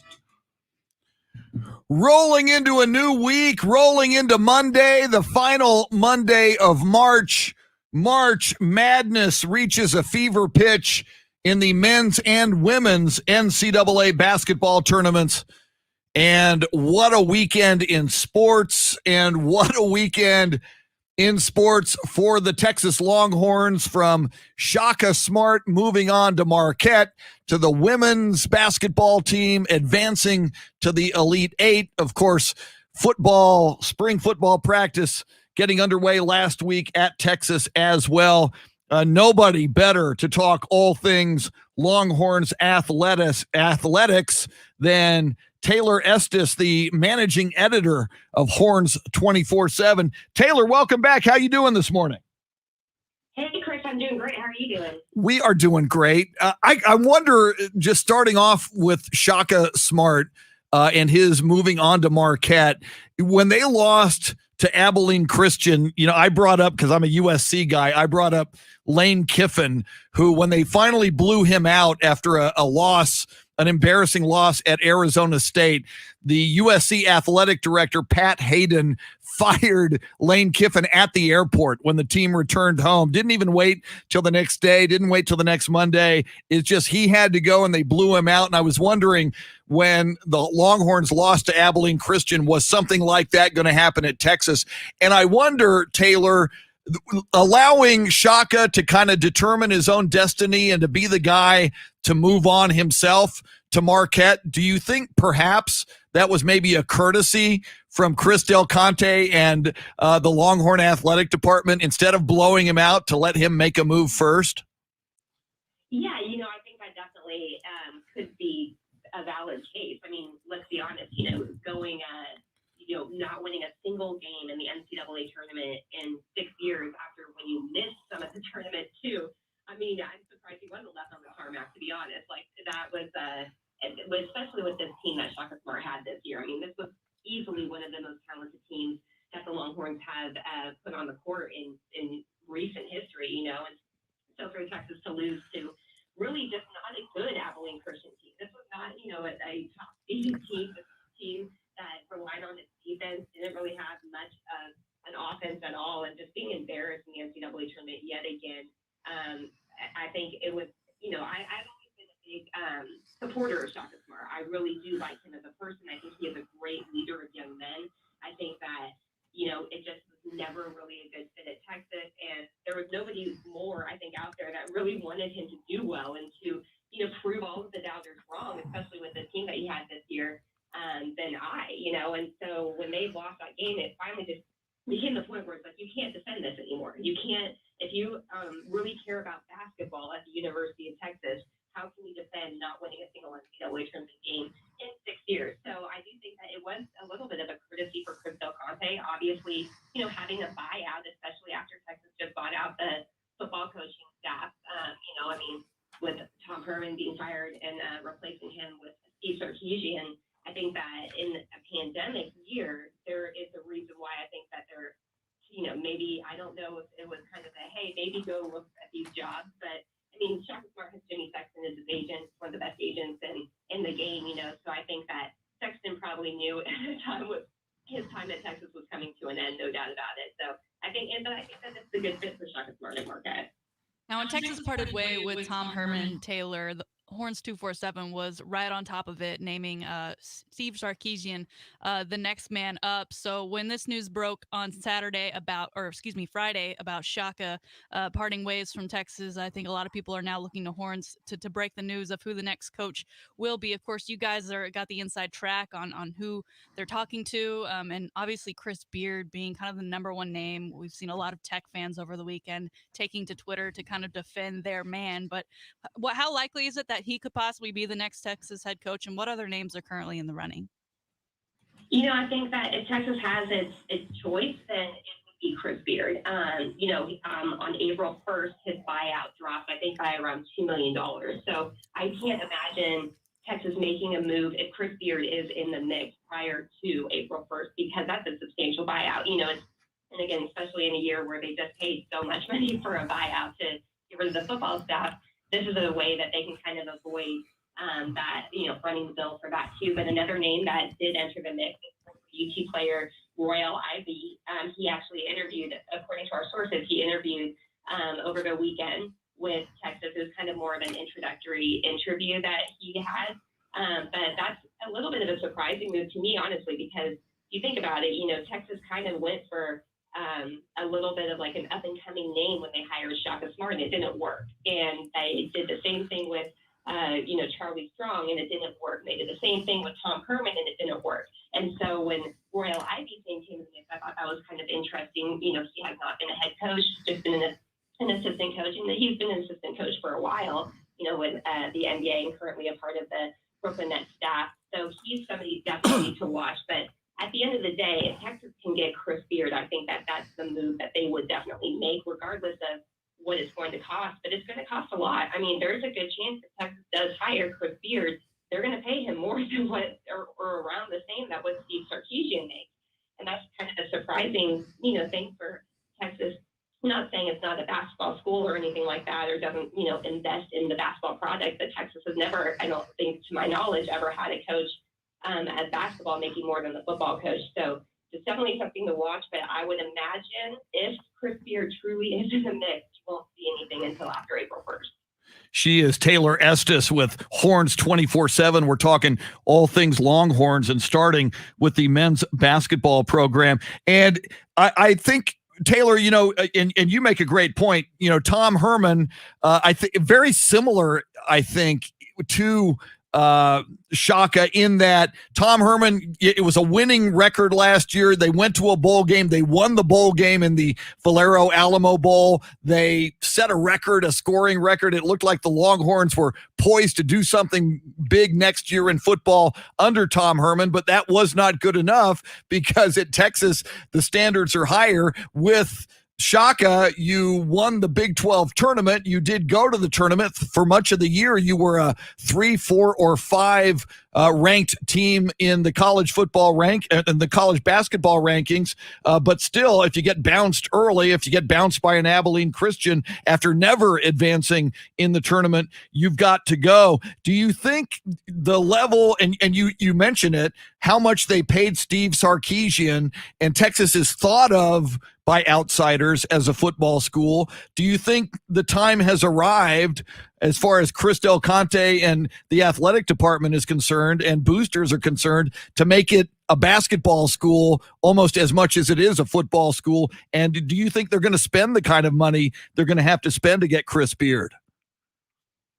Yeah, I do think that's the case. I do think that Texas, Chris Del Conte, he's viewed as one of the top athletic directors in the country for a reason. I think he wants all of his teams to have a high standard, and there are teams that do currently. I mean, look at what the Texas women are doing and their investment that they made in Dick Schaefer, a head coach, first-year head coach. Now they're on to the Elite 8. I think that Chris Del Conte prides himself in making sure that his teams are constantly competing. And football obviously is the money maker, the biggest money maker for the University of Texas, but basketball can be too. And Texas is, I know that Texas isn't really fronting the bill for the new basketball arena, but they are building a $300 million basketball arena.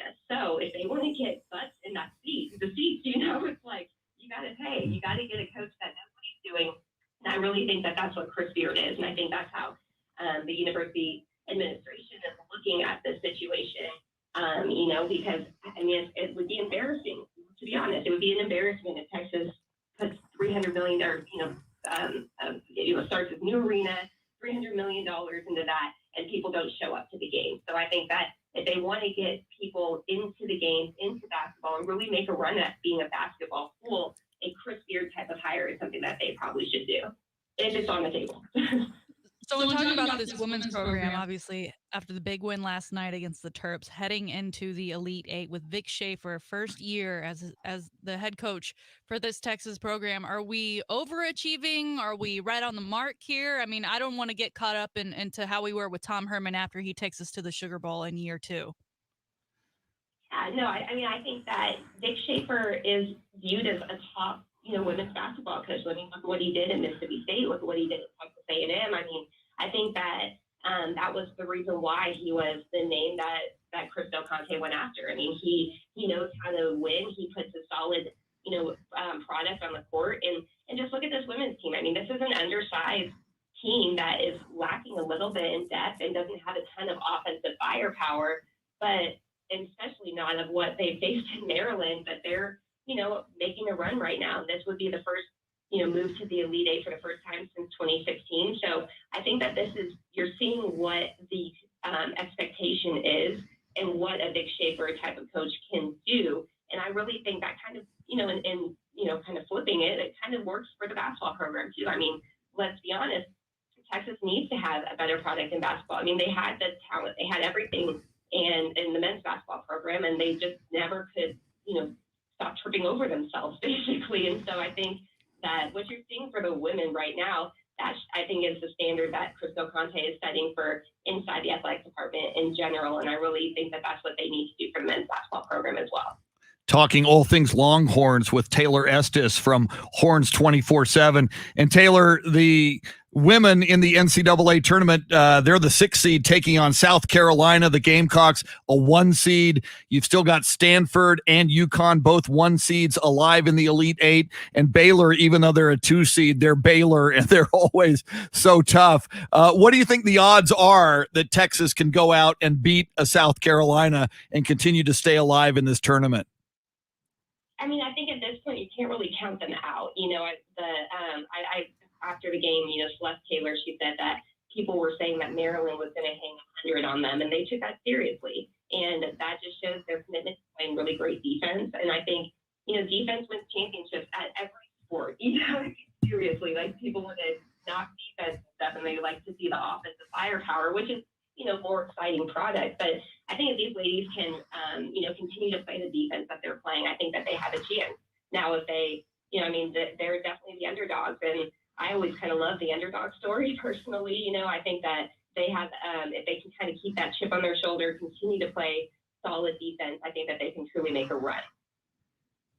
Now, talking about last night's game against the Terps, early on in that broadcast, they talked about how the Terps women were going by the motto, all gas, no brakes. Texas fans now know that that is all gas, no brakes for Texas football now that Sark has arrived. And they got off to their spring practice last week, but they've only had 1 practice, right? Because everything kind of came to a halt after some positive COVID tests. What's the outlook on that? Can we expect makeup practices? Are we still on schedule for the spring game at the end of April? Can you tell us about that? Yeah, I mean, so Texas, they did have to pause practice after 1 practice because pretty much the entire defensive line, from what we were hearing, was there was a COVID issue there. So, but from what our sources at Horns 24/7 are saying, that Texas did do a walkthrough practice type of situation on Friday while wearing masks and without any type of contact. And we're hearing that the hope is that can continue today. Maybe would add some 7-on-7 and position drills to the mix too, but it would still be non-contact just to avoid further, hiccups with the COVID-19 issue that they have been facing. But, at this point, the hope is to be able to resume contact practices later in the week, possibly as early as Thursday, from what we are hearing. There's been a lot of people wondering if Texas will seek a waiver to extend its window for spring football, but we're hearing that Texas still technically has plenty of time to complete spring football, even with the current pause in practices. Now, that can obviously change if anything, if there's any further hiccups or anything, but at this point, there is still time for them to complete them. Now, I don't know if the spring game will go on as scheduled on April 24th. I believe it's set for, but they could still push that back a little bit at this point from what we are hearing. Taylor Estes of Horns 24/7 with us. Taylor, I know it's still very, very early, but as a member of the media, for the last few years, you've dealt with Tom Herman as the head coach of the Longhorns football team. Now it's Steve Sarkisian. From your perspective, as you're looking at Steve Sarkisian from a media standpoint, how do you like how he is interacting with the media? And are you getting any sense yet of how the players are responding to him? Of course, a lot of these players, they're Tom Herman's guys. So how are the players responding to Sarkisian so far? I think that the transition probably has gone as smooth as possible. And the way that from talking to sources, talking to parents, talking, to a lot of people that have inside knowledge inside the program, when Tom Herman took over, it was not a very happy situation. I'll say that. That's probably the nicest way I could say it. There was a lot of pushback because a lot of the players were very, fond of Charlie Strong. He was more of a player's coach. Tom Herman is not a player's coach. He's kind of the hard-nosed guy, and then the assistant coaches were really the ones that the players would bond with. So from everything that I've heard, the whole transition to the Steve Sarkisian era at Texas has gone really, really smoothly.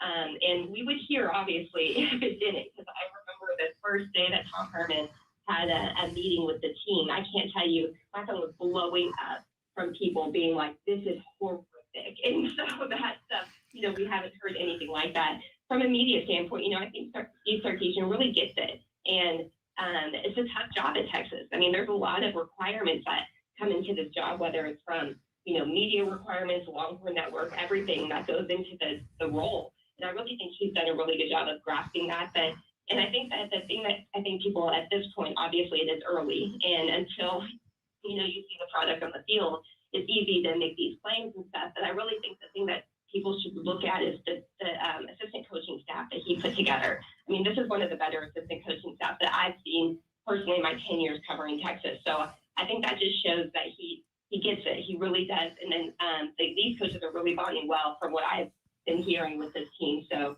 that was the absolute opposite of what we were hearing when Tom Herman took over. So I think that's a good sign.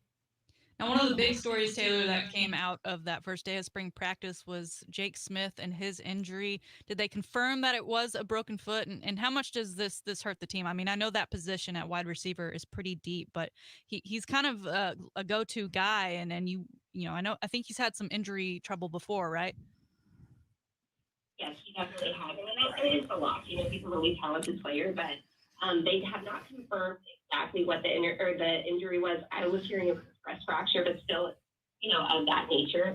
And I think that I don't like to say this, but if there is a position that could kind of lose a guy like a Jake Smith, it's probably the wide receiver room, because there is a lot of talent in that room.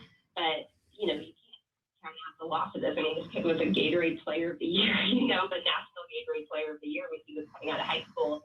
So he's a really talented guy, but I think that Texas has enough talent in that wide receiver room to make this not be as big of a loss at this point, but it is a little disappointing for him. There's no doubt about that, because he has been, kind of the injury bug has plagued him a lot during his time at Texas. So you'd like to kind of not see that happen. It kind of a little bit reminds me of a Jordan Shipley type of situation, to be honest. But I think that, if Texas is without him for, a while, if they can get him back for fall camp, I think that'll be the biggest, win at this point. But it is disappointing definitely to see that, because he, his upside is so high at this point. His ceiling is there. And so I think that if Texas can get him back as soon as possible, it'll be great. Taylor Estes is a great follow on Twitter at Taylor Estes 24/7. She's the managing editor of Horns 24/7. And Taylor, to my knowledge, you guys are the people who broke the story on Shaka Smart going to Marquette. So I got to believe that you'll probably be right on top of whoever is the next head coach of the men's basketball team. So everybody should go follow Taylor on Twitter if you're not already. Taylor Estes, outstanding as always. Thanks so much for taking the time this morning. We appreciate it. Thanks so much, Chris. Anytime. All right. Lots going on with the University of Texas, Shannon. So kind of a cool time to be a Longhorn fan. Yeah, cool. A lot of hope right now. A lot of Gatorade to be had, and anyone can have some. Just bring a cup. Well, and and I find it, the more I listen to Taylor, and she makes a huge point about the buyout for Chris Beard. Mhm. You can save some money if you wait until April 1st or after April 1st. But, she's like, Millions even. yeah, I mean, she's hardcore locked in, and her opinion, as a journalist who covers 24/7 the Longhorns, is Chris Beard. Sounds like she thinks Chris Beard is the man for this job. Which would make sense of why both sides have been pretty quiet, right? Because they'd be waiting for that April 1st mark. And again, Shaka left on his own doing, so Texas did not have to spend the close to $7 million to buy him out. And we haven't seen the Chris Beard tweet or public statement. I am absolutely unequivocally not leaving Texas Tech. Right. We haven't seen that, have we? No, and everyone's going back to his initial press conference when he left UNLV for Tech and said, I am home. But I mean, that's coach speak, right? Yeah, Texas is home, and that's what you got to say when you go somewhere in Texas. Mm-hmm. All right. Great stuff. As we roll forward, we'll get some NCAA tournament thoughts from Andy Everett, but he is our golf guru in addition to being the voice of UTSA athletics. His thoughts on Dell match play, the upcoming Valero Texas Open in San Antonio, some big names coming this time around to the Valero Texas Open, and the Masters not far around the corner once we move into April. A little bit later this week. Andy Everett joins us next. She is Shannon Salty Sweeney. Dave Ayler, your soundscape stylist. We're with you till 9. It's the Chris Duel Show.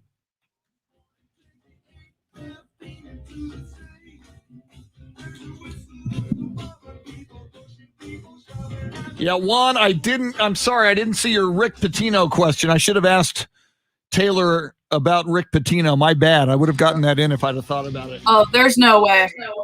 Yeah, there's your answer from Shannon. There's no way.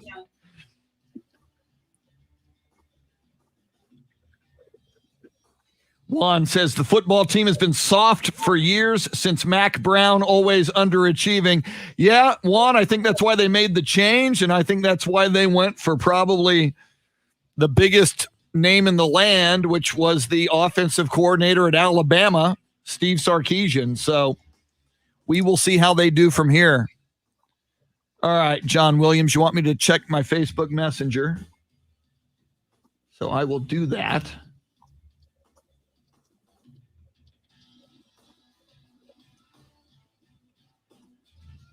Very cool. Very cool Texas women's basketball and women's basketball links. Thank you, John.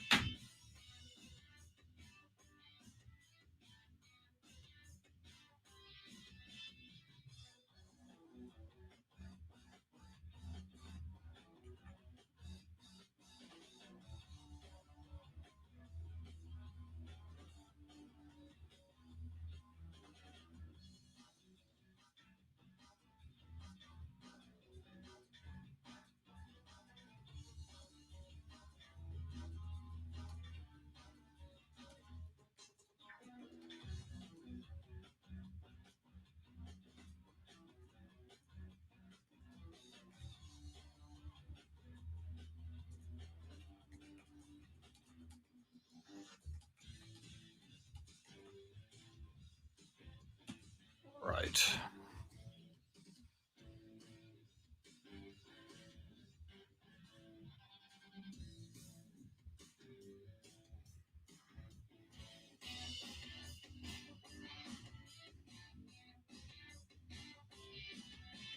John, I can't imagine the Masters would move out of Georgia.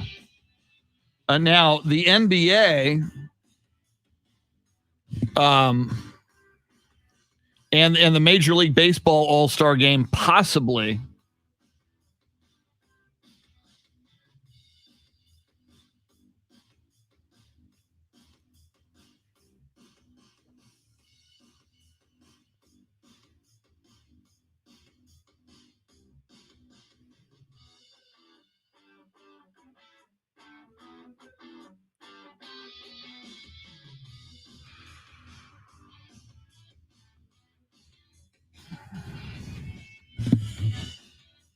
All right.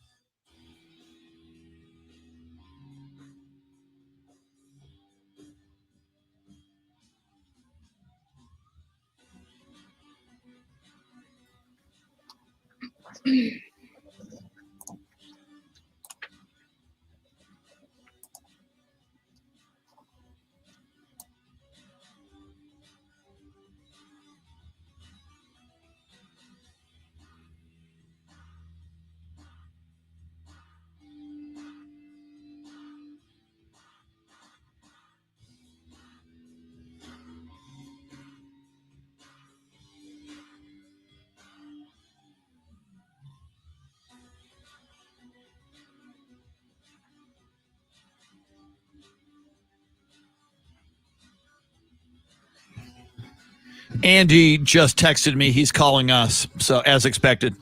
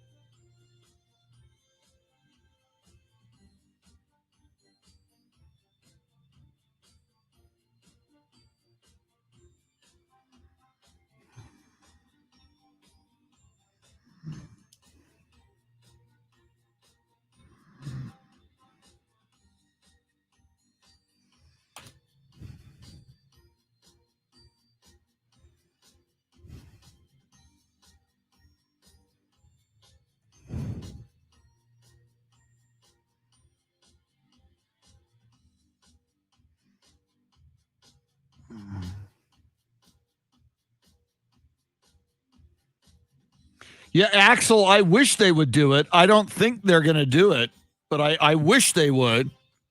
I would hope. I mean, it's a huge act of voter suppression in Georgia.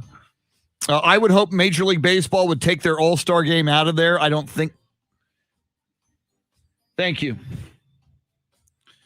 But and maybe I'm wrong, and I hope I'm wrong, but I just think,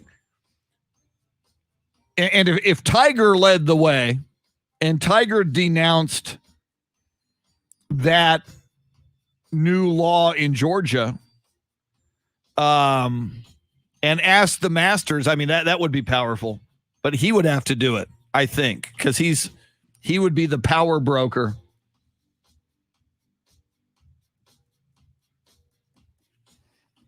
But yeah, you're right. He doesn't go political. He's very Michael Jordan that way.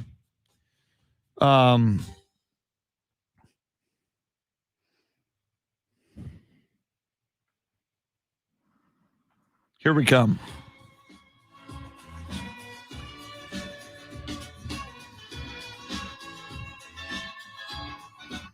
ABBA, baby.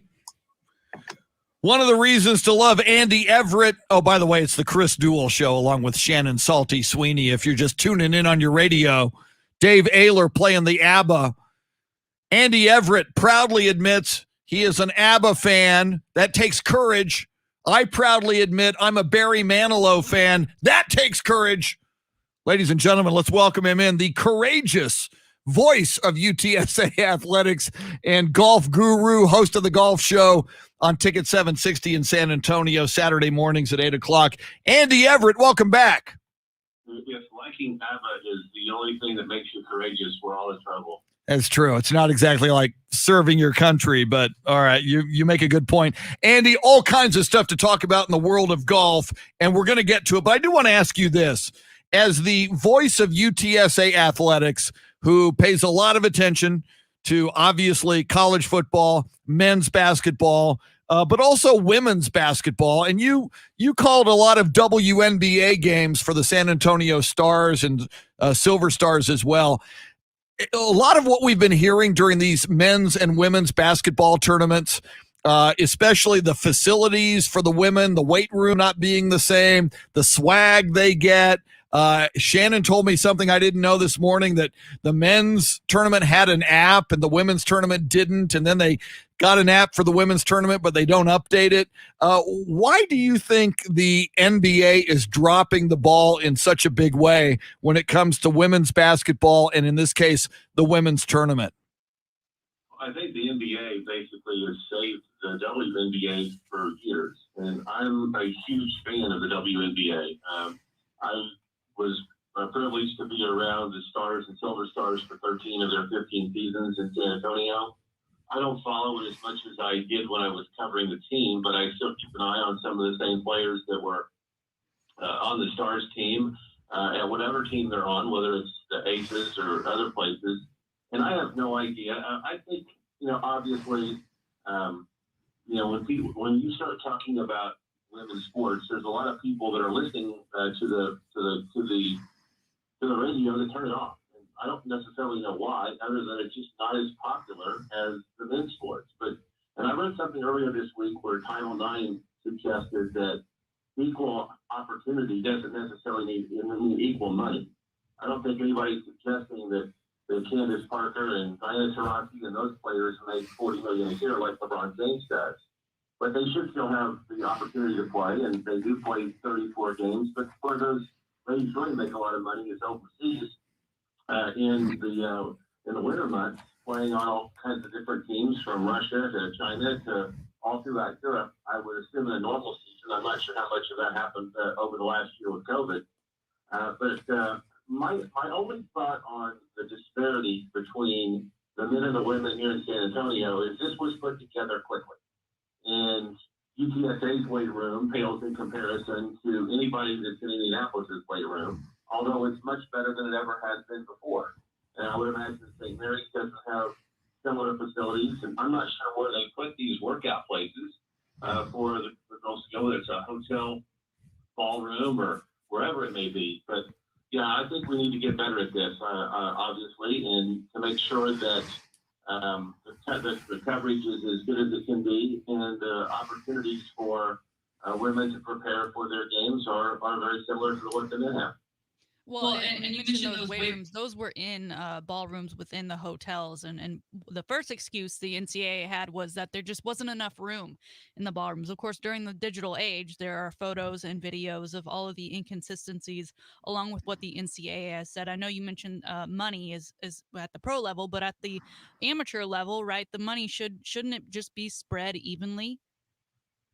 Well, it should be, yes. But the reason why there are more women's sports at most colleges than there are men's sports is because football takes up most of the revenue and most of the budget. Football is by far the most expensive thing for any school to do. And even if you go to Duke or North Carolina or Indiana, football is still a bigger revenue producer than basketball is. And that money is spread throughout all of the athletic departments.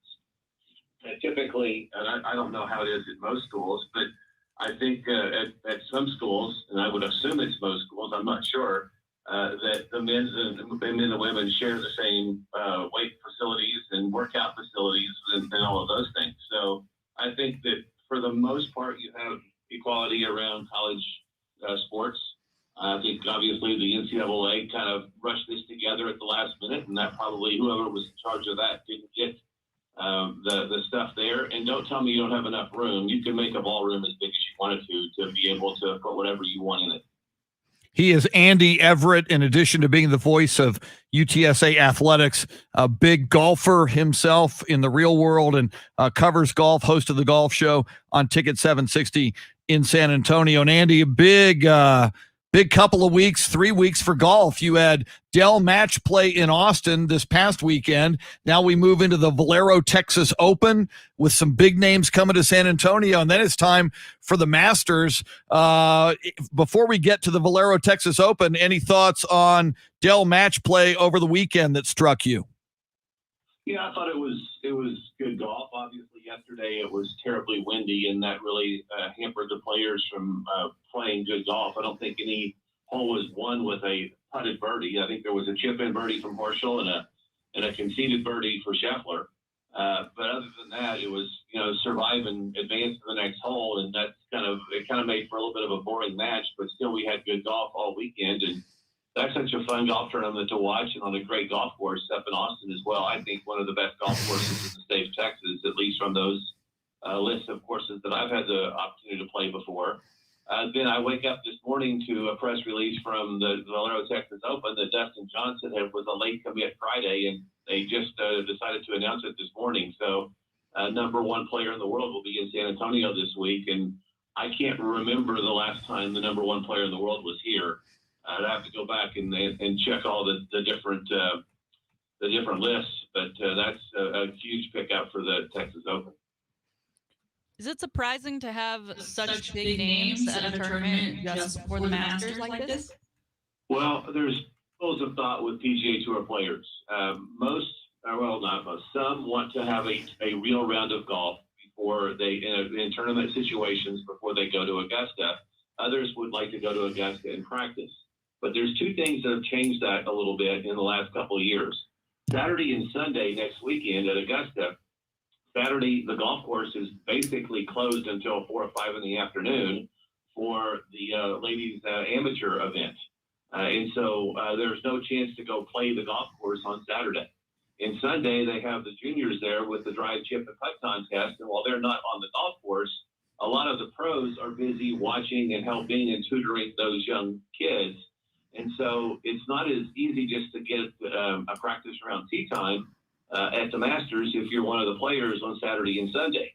And so since your real preparation isn't going to begin until Monday, and the Valero Texas Open has always had a charter plane ready to go on Sunday night to take people straight to Augusta, I think we're going to start seeing more and more people come to this event. If you look at Tiger's career, and although he's not playing right now, the only time Tiger played before a major was when the PGA was in August, because he'd play Firestone and then go to the PGA. And the other 3 majors, he would take time off, and in the case of the British Open, would go over earlier to get adjusted to the time change. But now you're seeing Phil Mickelson in the past, and he's going to be here. A lot of these players want to play, and San Antonio's as hard of a golf course as Augusta's going to be, especially around the greens. And so it's a great tune-up for them to come to San Antonio and play. And Andy, you mentioned names like Phil Mickelson, Dustin Johnson, who is number one, Jordan Spieth. I mean, the irony here to me is, this is one of the greatest fields for the Valero Texas Open, yet we're in the COVID era, so the numbers of fans are going to be limited.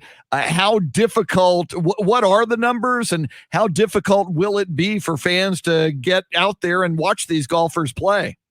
Well, in years past, the Valero Texas Open was a relatively easy ticket to get, and because of the reduction in the number of spectators, it's going to be a much more difficult one. In fact, that press release that went out today said that all the Saturday tickets have been sold, and if you want your Sunday and Thursday and Friday tickets, you might want to go to ValeroTexasOpen.com right now and get some.